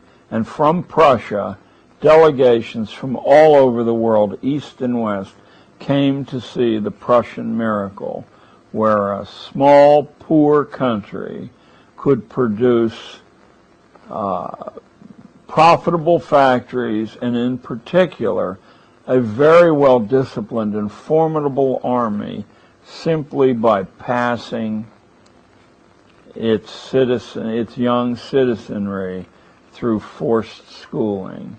And from Prussia, Horace Mann returned to the United States, and Japanese investigators returned to Japan, and they installed the Prussian system where it would do the most good from the managerial point of view. In 1935, at the University of Chicago's experimental school, this is the epigraph for Chapter 7, The Prussian Connection.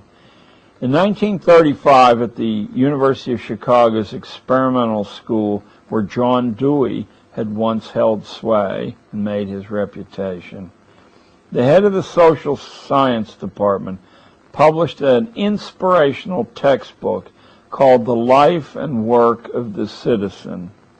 In its pre-publication edition, and this is the one I'm talking about, if you get the publication edition, what I'm going to tell you about will have been muted. The title page clearly shows 4 interlocked hands interconnected to form a swastika. And the markings throughout the book for the chapter divisions and also for inter-chapter divisions are done with the fascist emblem, the bundle of sticks held by an eagle. By 1935, the Prussian pattern and Prussian goals had embedded themselves so deeply into the vitals of American institutional schooling that hardly a soul noticed that the traditional purposes of this pedagogical enterprise were being abandoned. If you remember from another part in this film, the traditional purposes were to develop good people, good citizens, and to make each individual his or her personal best. Those were replaced by a 4th purpose that comes to us directly from Prussia, and that is that school would be an assistant to the economy and to the government, and therefore school children should be looked upon as human resources, not as individual spirits. I'm sure that to no one watching this will the term human resources not be familiar. That was the Prussian outlook on people. Chapter 8 nails the origination of forced schooling in the fashion that we have it to coal mines and the coal mining powers. A dramatic shift to mass production and mass schooling occurred in the very same moment in history, and they are definitely intimately related with one another. Mass production actually isn't really possible, certainly not the way we conceive of it, without an endless source of energy, which absolutely prior to coal was not available anywhere in the world. Winds come and go. Water ebbs and flows.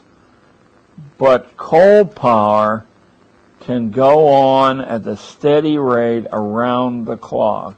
Suddenly mass production truly became possible. But to have people effectively work at mass production, and even more importantly, consume the usually somewhat inferior standardized products of mass production, you have to have a different kind of human being than through the British out of the United States and were working for independent livelihoods in this country. This chapter, Chapter 8, is called A Coal-Fired Dream World. A dramatic shift to mass production and mass schooling occurred in the same heady rush. Mass production could not be rationalized unless the public accepted massification.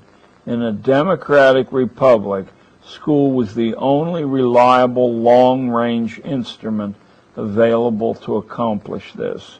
Older American forms of schooling would not have been equal to the responsibility which coal, steam, steel, and machinery laid upon the national leadership. Coal demanded the schools we have, and of course oil, which displaced coal in the center of our affections also. And so we got these schools as an ultimate act of economic rationality. Chapter 9 deals with the kind of mentality which evolved in order to make efficient the heavy use of machine interventions in human life. It goes by the seemingly harmless expression scientific management, and between 1890 and 1920 it was as close to being a national religion as anything you could imagine. Time and motion studies, which we have with us today, that determine that if a woman keeps her elbow at this angle rather than this angle, she will produce 20% less assembled pieces on the production line, is just one of the hundreds and hundreds of relics of the scientific management period we have with us. What people who are knowledgeable about this usually aren't knowledgeable about is it didn't stay in the production arena, in the industrial arena, but it leapfrogged almost immediately into the churches, into the schools, into every aspect of American life.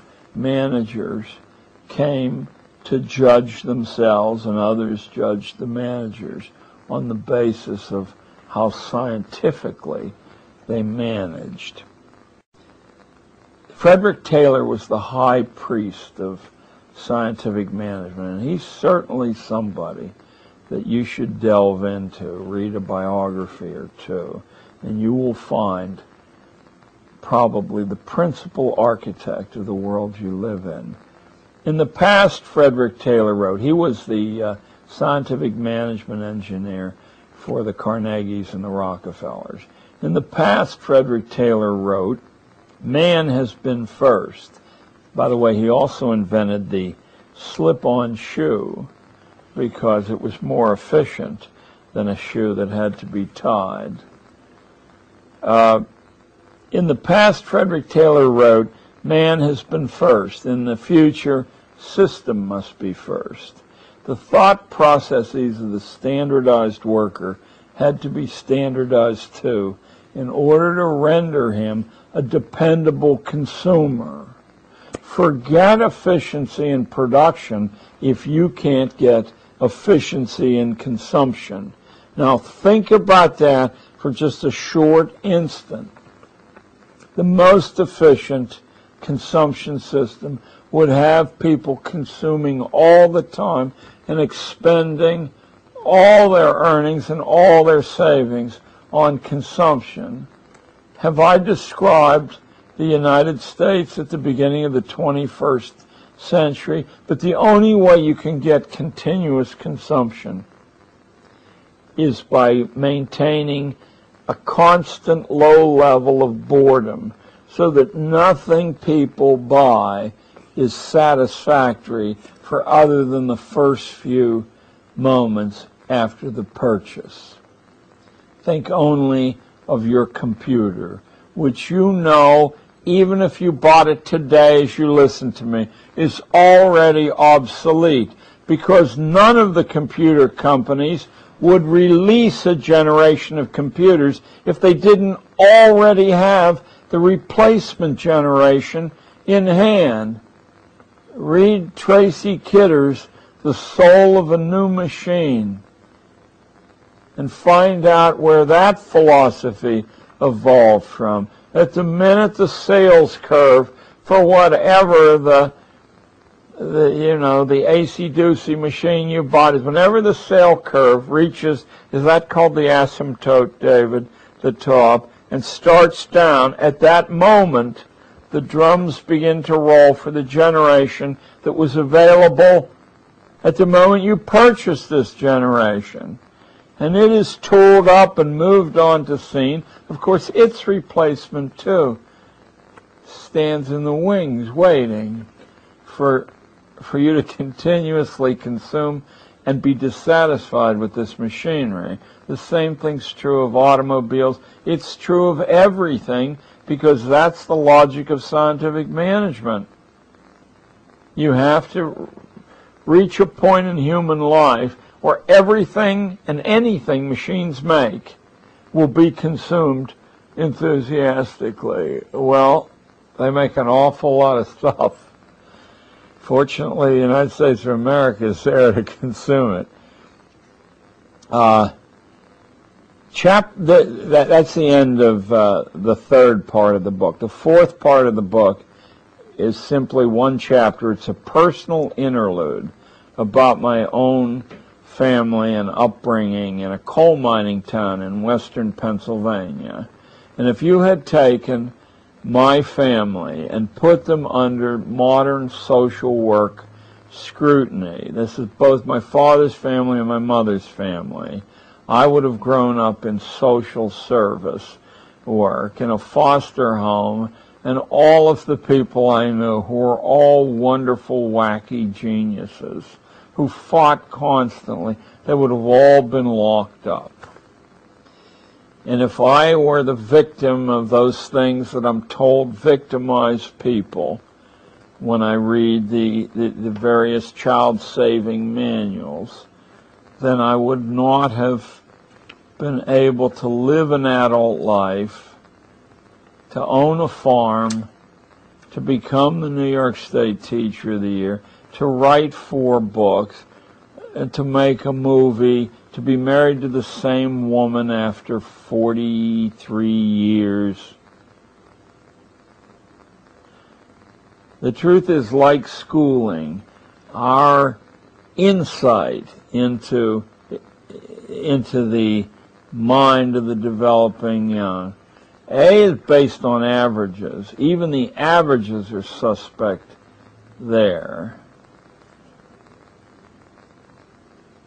I suppose I can't tell you that I believe that spare the rod and spoil the child is probably as accurate a piece of folk wisdom as anything else. It's not 100% accurate, but certainly was accurate in my place. Nor do I look at anyone who applied the rod to my anatomy with anything other than love and gratitude. All right, that was My Green River. And why I throw that in is not for some personal display, but simply to show a personal contradiction to sociological wisdom and psychological wisdom as it's been packaged and vended to us. Part 4 of the book is called Metamorphosis. I try to show the change from an earlier traditional libertarian society. It's interesting because that's almost a contradiction in terms. We hardly have a record of a libertarian society in the West or the East. Where the models came from were American Indian tribes who didn't have a ladder of authority the way Hollywood shows, with the top guy having all the feathers in his hat. But very often the chiefships were exchanged. They were drawn by lot. And if that sounds bizarre to you, let me tell you that all of the leading positions in classical Greece were drawn by lot. If you wouldn't put your name in the hat or whatever container they use, then you weren't fit to be a citizen of Athens. And if they needed a water commissioner, all the citizen names were available, and the one they drew out was the water commissioner. And how about general of the armies? Exactly the same way. not a professionalized lifelong career, but it was assumed that a citizen would have the competency to do anything after a short trial period, and that to be a citizen you had to have a crack at all the major responsibilities. Otherwise you weren't worth dealing with. You were a slave. I think that might be a fresh perspective on the 21st century. Chapter 11 is called The Crunch, and in it I deal with the very rapid conversion from an older kind of society to what we have now after the American Civil War. Chapter 12 deals with how power really flows in the United States. It's one of my favorites. It's called Daughters of the Barons of Runnymede. And I picked that at random out of a book of elite hereditary societies in the United States. The Daughters of the Barons of Runnymede are not one of the most influential, but they're the ones that caught my heart and tickled my funny bone best. You can't be a member of the Daughters of the Barons of Runnymede unless you can show direct descent from one of the 12 barons who forced King John to knuckle under to the nobility back in 1215. That's an American organization, but it probably has outriggers around the world. And here's the funniest part of the Daughters of the Barons of Runnymede. Just because you can show direct descent doesn't mean you get into the inner circle of the club. The only people who are allowed in the inner circle of the daughters are people who descend from one of the barons who had some special knightly decoration. The rest of them are just common fodder, even though they've traced their ancestry for 800 years. Now, my levity aside, there are extremely important hereditary societies in the United States. The Order of the Cincinnati is one of them. I'll probably be shot for even telling you about it.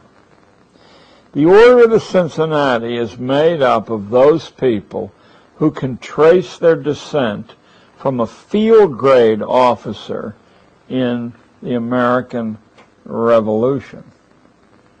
And when it had its meetings after the Civil War, not only did every major Northern general show up, but every major Southern general showed up too.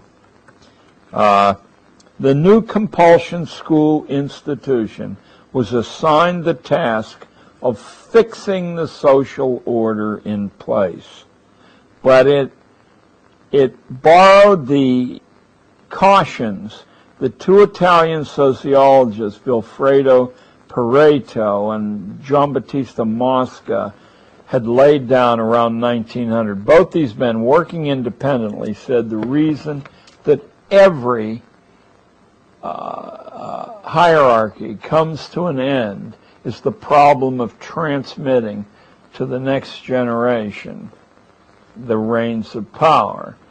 And what causes these breakups to happen is that in reality there really isn't any difference in talent or intelligence between the aristocracy and the common herd.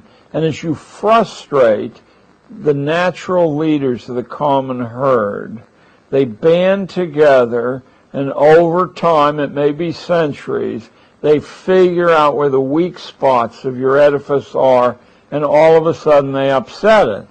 And both these men, working independently of one another, said that the way out of this trap is to put young children through every stage of their life under close scrutiny And the minute you see signs that someone might potentially become a later adversary, you draw that kid into the reward system of the aristocracy.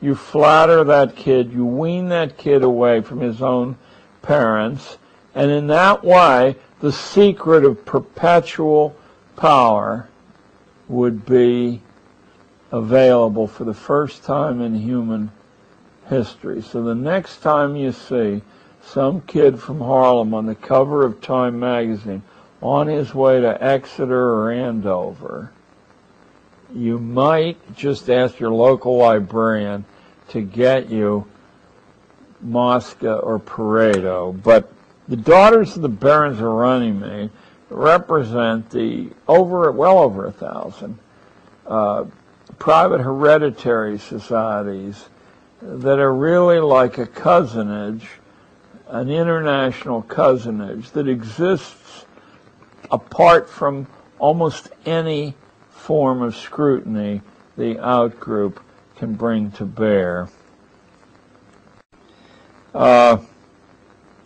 Chapter 11 is called The Crunch, and in it I deal with the very rapid conversion from an older kind of society to what we have now after the American Civil War. Chapter 12 deals with how power really flows in the United States. It's one of my favorites. It's called Daughters of the Barons of Runnymede. And I picked that at random out of a book of elite hereditary societies in the United States. The Daughters of the Barons of Runnymede are not one of the most influential, but they're the ones that caught my heart and tickled my funny bone best. You can't be a member of the Daughters of the Barons of Runnymede unless you can show direct descent from one of the 12 barons who forced King John to knuckle under to the nobility back in 1215. That's an American organization, but it probably has outriggers around the world. And here's the funniest part of the Daughters of the Barons of Runnymede. Just because you can show direct descent doesn't mean you get into the inner circle of the club. The only people who are allowed in the inner circle of the daughters are people who descend from one of the barons who had some special knightly decoration. The rest of them are just common fodder, even though they've traced their ancestry for 800 years. Now, my levity aside, there are extremely important hereditary societies in the United States. The Order of the Cincinnati is one of them. I'll probably be shot for even telling you about it.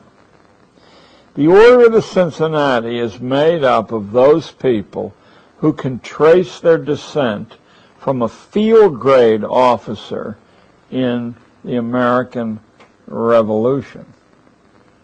And when it had its meetings after the Civil War, not only did every major Northern general show up, but every major Southern general showed up too. The new compulsion school institution was assigned the task of fixing the social order in place. But it borrowed the cautions that two Italian sociologists, Vilfredo Pareto and Giambattista Mosca, had laid down around 1900. Both these men, working independently, said the reason that every hierarchy comes to an end is the problem of transmitting to the next generation the reins of power. And what causes this these breakups to happen is that in reality there really isn't any difference in talent or intelligence between the aristocracy and the common herd. And as you frustrate the natural leaders of the common herd, they band together, and over time, it may be centuries, they figure out where the weak spots of your edifice are, and all of a sudden they upset it. And both these men, working independently of one another, said that the way out of this trap is to put young children through every stage of their life under close scrutiny. And the minute you see signs that someone might potentially become a later adversary, you draw that kid into the reward system of the aristocracy.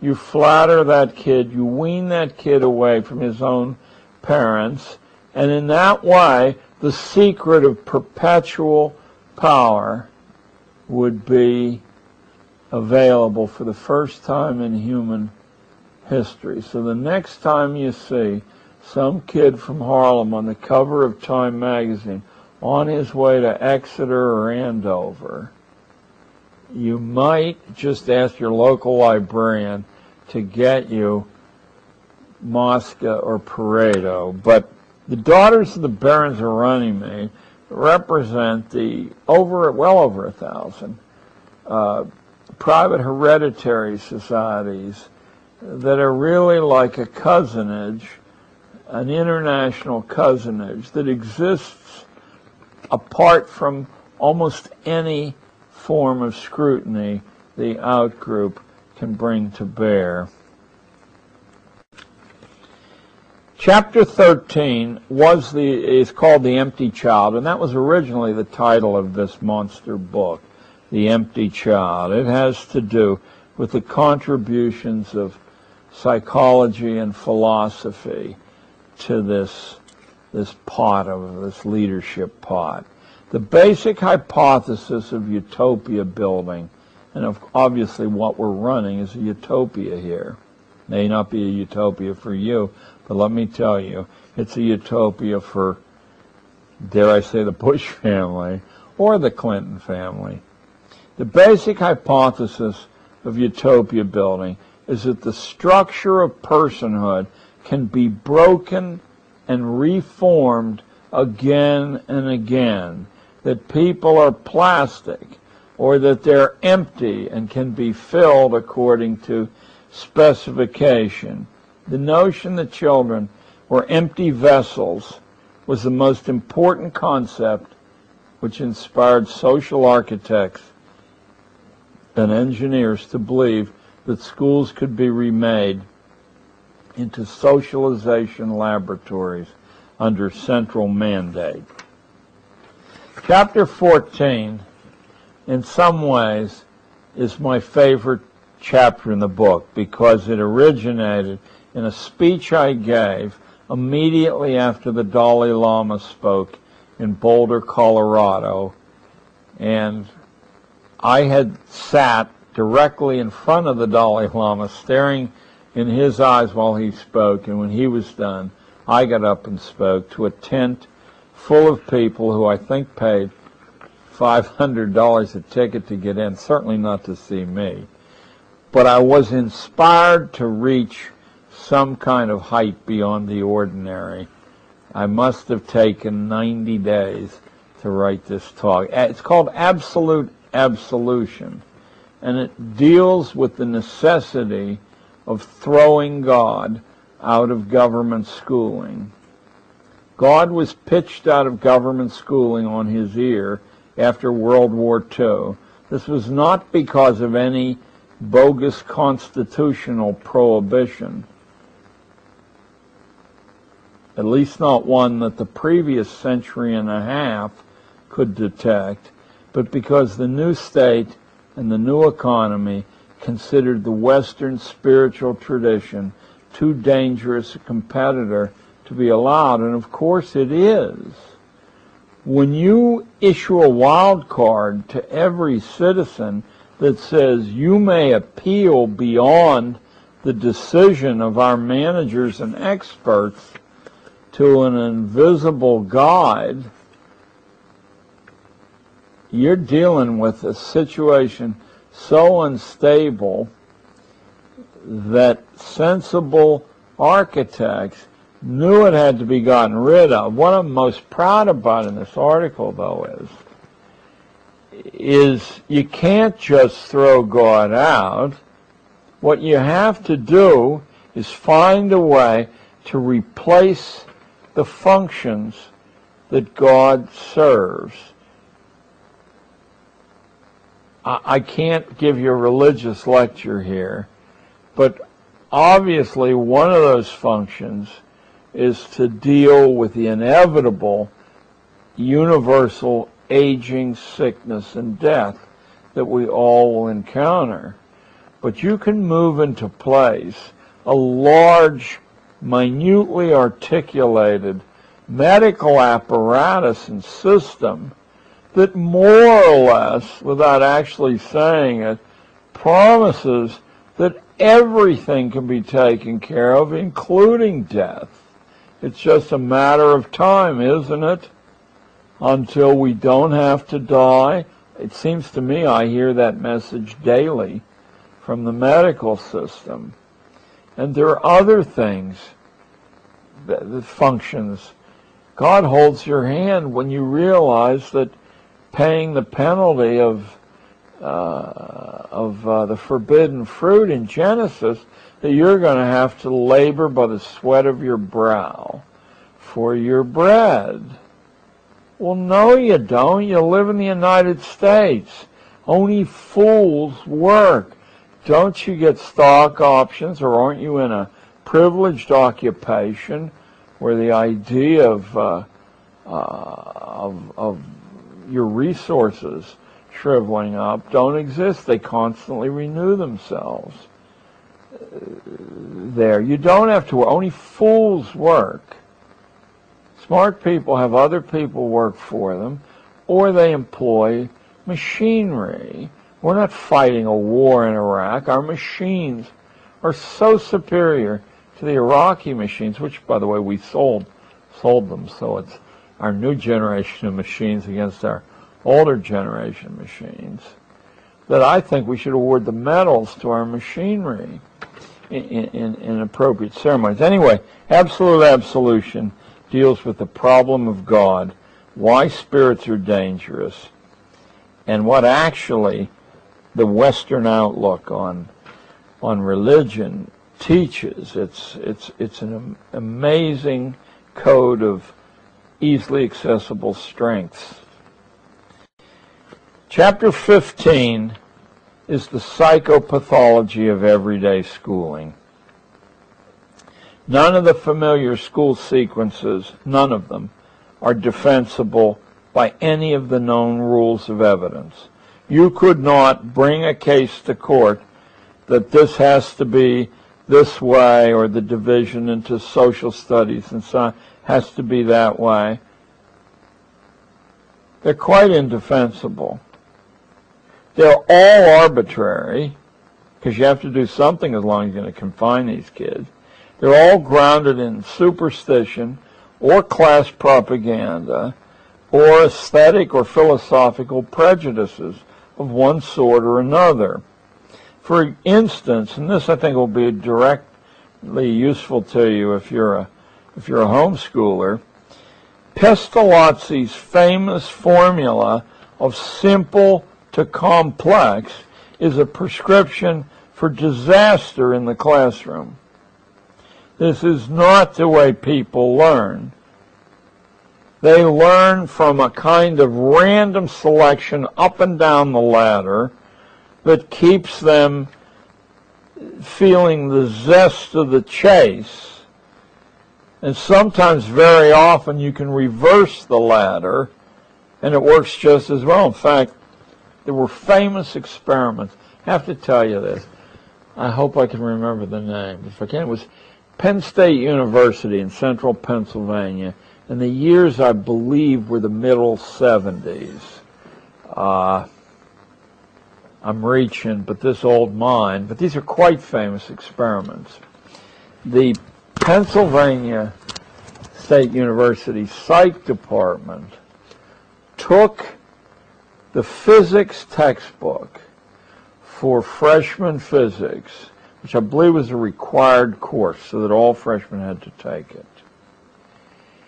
And they scrambled the pages at random, mind you. So often you'd get to the end of a page, and you'd be on a different concept in the middle of a sentence, the former concept. And they applied that. This is some more evidence of the way schools are used as laboratories of experimentation on kids. They applied that to a few sections of the freshman physics course, and everybody else got the regular, careful, simple to complex ladder system. On the standardized examinations that measured supposedly proficiency in physics knowledge, there was no difference at all between the group that got a textbook that was made up of pages that had just been put together at random versus the ones who had the scientifically organized and a rational thing. But I had too much experience with kids, and I had too much bad experience with simple to complex in my own life and also my teaching career, not to say, you're nuts if you buy that bilge. The last part of the book is called The Prison of Modern Schooling. And chapter 16, I believe there's 18 chapters in my book, so we're near the end. Yes. Chapter 16 is called A Conspiracy Against Ourselves. Spare yourself the anxiety of thinking of this school thing as a conspiracy, even though the project is riddled with petty conspirators. It was and is a fully rational transaction in which all of us play a voluntary part. That is, you can step off this treadmill at any moment you want and actually do this education thing the right way. You can just step off the treadmill and walk away. It was and is a fully rational transaction, and you play a voluntary part in it. You trade the liberty of your kids, as all of us trade our free will, for a stable social order and a prosperous economy. Now, I want to modify that a little bit. We had a prosperous economy in every single phase of American history. It's just that the corporate economy is much more prosperous than the economy of independent livelihoods, which is to say, more stuff is available and more legal tender to buy the stuff with is available under the corporate system. The cost is your mind and your character to have that extra bit of stuff. The society is much more stable than it would be because no one knows how to rock the boat, or very few people know how to rock the boat there. And when you look in earlier periods of American society, it was always turbulent because it was supposed to be turbulent. That's what they failed to tell you in social studies, that the whole American charter is meant to provoke constant argument. It's meant to make doing anything that changes the past difficult to do. It's a test of whether it's really worth doing that we make it so hard to do. For the Supreme Court to cooperate with the White House, to cooperate with both houses of Congress, is a nightmare.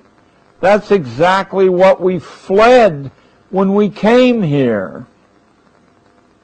Of course, you can't argue very effectively unless your mind is developed and your understanding and your insight, unless you can speak in public and write in public. That's why we don't bother to let you know how to do those things, even though they're child's play to do. Because then you'd be able to argue effectively. You would restore the America of Andrew Jackson. Who wants that? Not Unilever, I can tell you. Not Coca-Cola, I can tell you. Not General Dynamics, I can tell you. Why would they want that kind of competition, that kind of obstructionism? So it's a conspiracy against ourselves.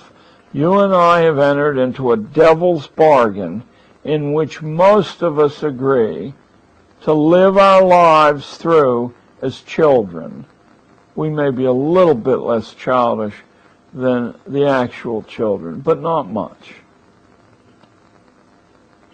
The self-same tutelage which freezes the young into place in exchange for food, entertainment, safety, political simplification affects both the grown-ups here and the adults.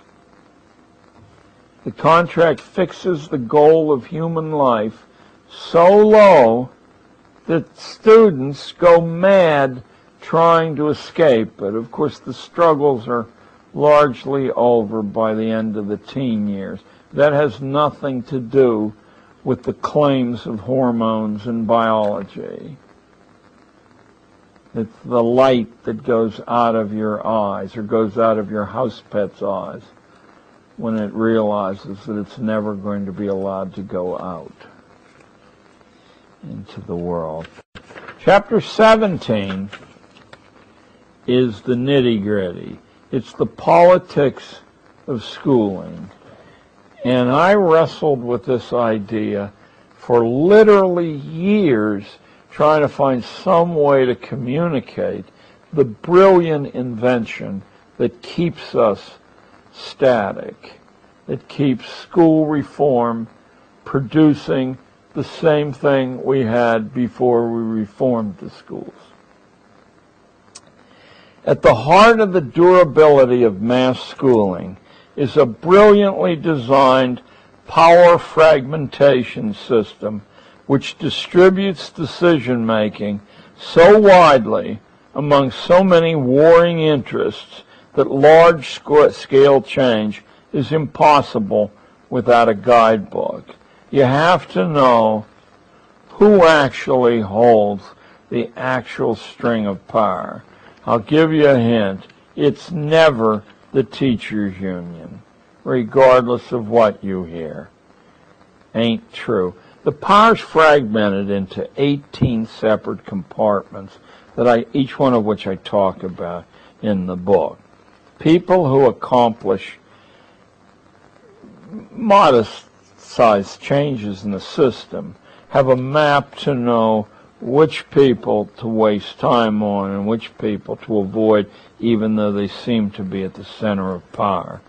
For those of you out there with a gleam in your eye saying, I've heard that idea before, you're right. You heard that idea in Thomas Hobbes' Leviathan, written in the first quarter of the 17th century, in which Hobbes says that wherever power seems to be, that you can be sure is not where it is.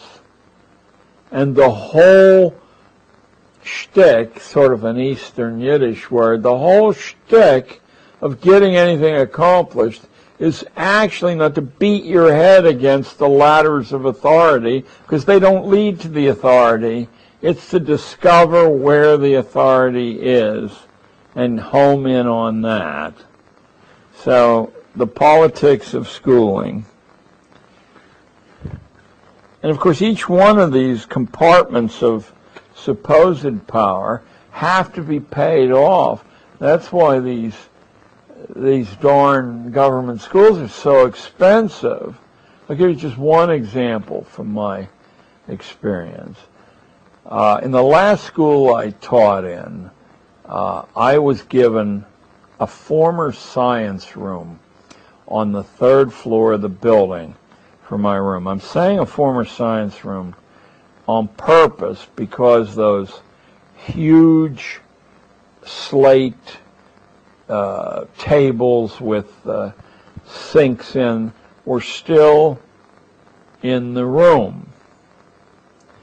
But sometime during the school year, the custodian came in and removed all those desks. What he didn't notice, or probably was just indifferent about, is that the legs had been embedded in the floor, and when he removed the desks, in some places there were holes that went straight down to the next classroom. And so my kids, being an enterprising lot, would make spitballs, and dare I say it, would even wad up used toilet paper and drop it through those holes into the screaming class beneath. Eventually this reached the principal's ears, and he came to my door and he said, "I demand that you stop that." And I said I asked for permission to stop it. It would have taken 10 minutes. I'd go out and buy some patches, and I'd put them down myself over these holes, and that would be the end of the temptation. But I was informed by the custodian that that was illegal. So he stormed out of the room, and then he came back, and he said, "Right, you have to go through the chain of command." "Okay," I said, "start me on this procedure of getting these holes repaired. But don't ask me to stand over these holes because they're all over the room, and if I look one way, the stuff will get down another hole." They were dropping also ball bearings down those holes, which is really smart when they bounced off your noggin. So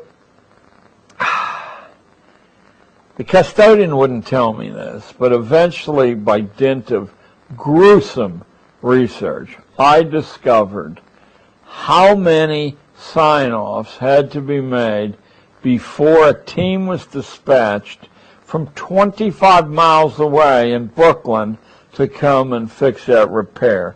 8 separate levels of authority had to sign off on that, beginning with the custodian of my building and then the principal. But there were still 6 hoops to jump through, and then they didn't come. I misspoke. They didn't come to fix the holes. They came to inspect the problem. I want you to know that the whole procedure took 8 months for work that any journeyman could have finished in a half an hour, including purchasing the supplies to do it.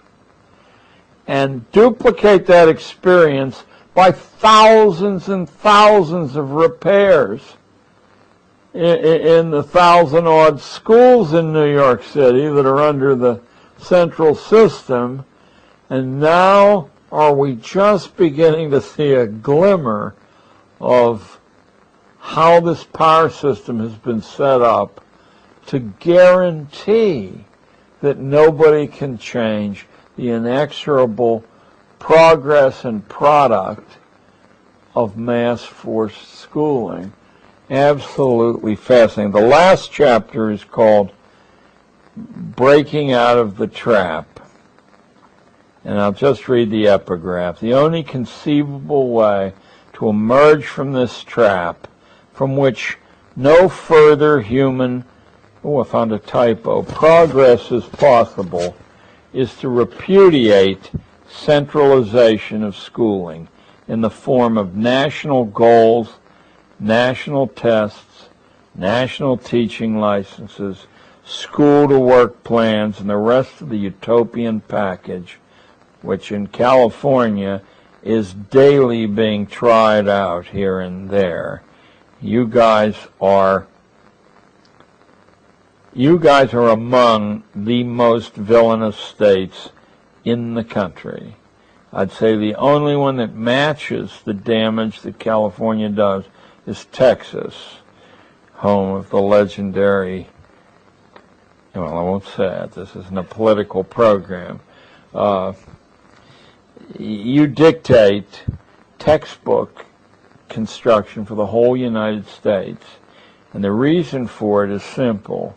Rather than fragment textbook buying so that teams of salesmen would be traveling constantly all over the state trying to sell their product, you bulk buy for this nation of 35 million people, so that anyone who gets a contract to supply California with books gets a contract to supply California with millions of books.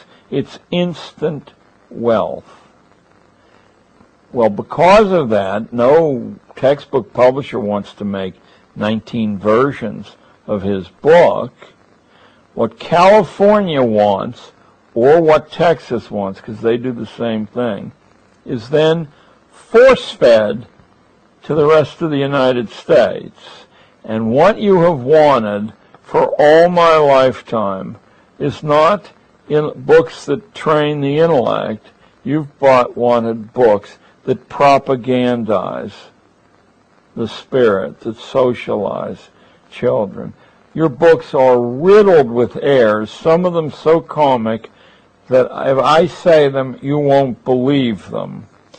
When I went to my first job away from the East Coast, it was in Portland, Oregon, and the textbook that was available for history at the high schools of Portland, Oregon, was the same one available in California. It was by Scott Forsman, and among the 258 major errors in the book was that the United States had dropped the atomic bomb on Korea. Now, we're probably likely to do that in the upcoming days, but certainly I guess they felt that all those people from that part of the world look alike. What's the difference? Japan, Korea. There were hundreds of errors of that magnitude in the book, nor was there any particular consternation when this was exposed. I guess there were some screams on the part of parents. But what does it matter? You got to get the kids to sit, be quiet, copy notes off the board, and pass tests. What does it matter whether the information's accurate or not? How old-fashioned do you want to be? Breaking out of the track, you have to repudiate centralization. Schooling must be desystematized. The system must be put to death.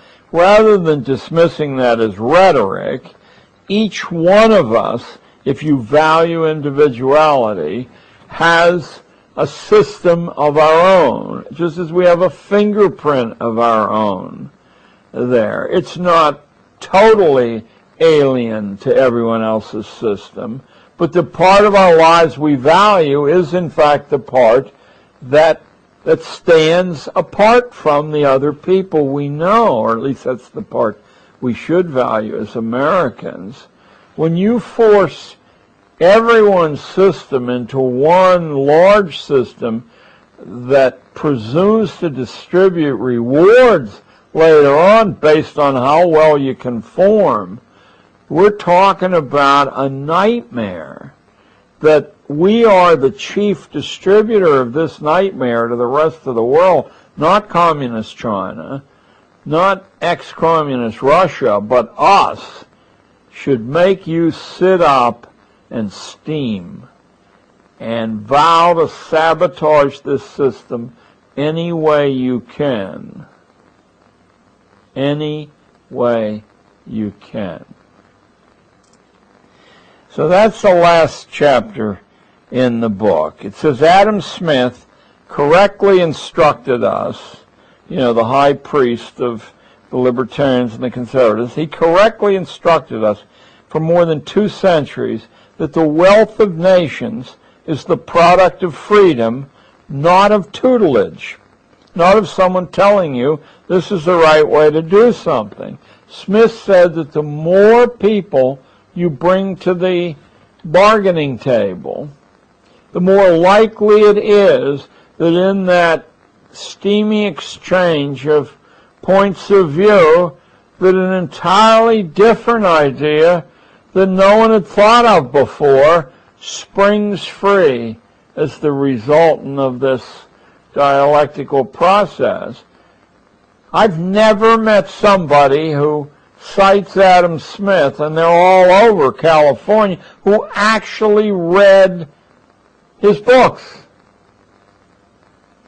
And while you're reading Wealth of Nations, which says bring everybody on board in a policy sense, read his Theory of Moral Sentiments, in which he says that the people who devote their lives to making money are insane. They have wretched lives as a result of that, but we should all thank them for having devoted the substance of their lives to constructing these structures that produce rivers of wealth. As I said, I've never met anybody, but I'm only 70, who's actually read Adam Smith. He's well worth reading. So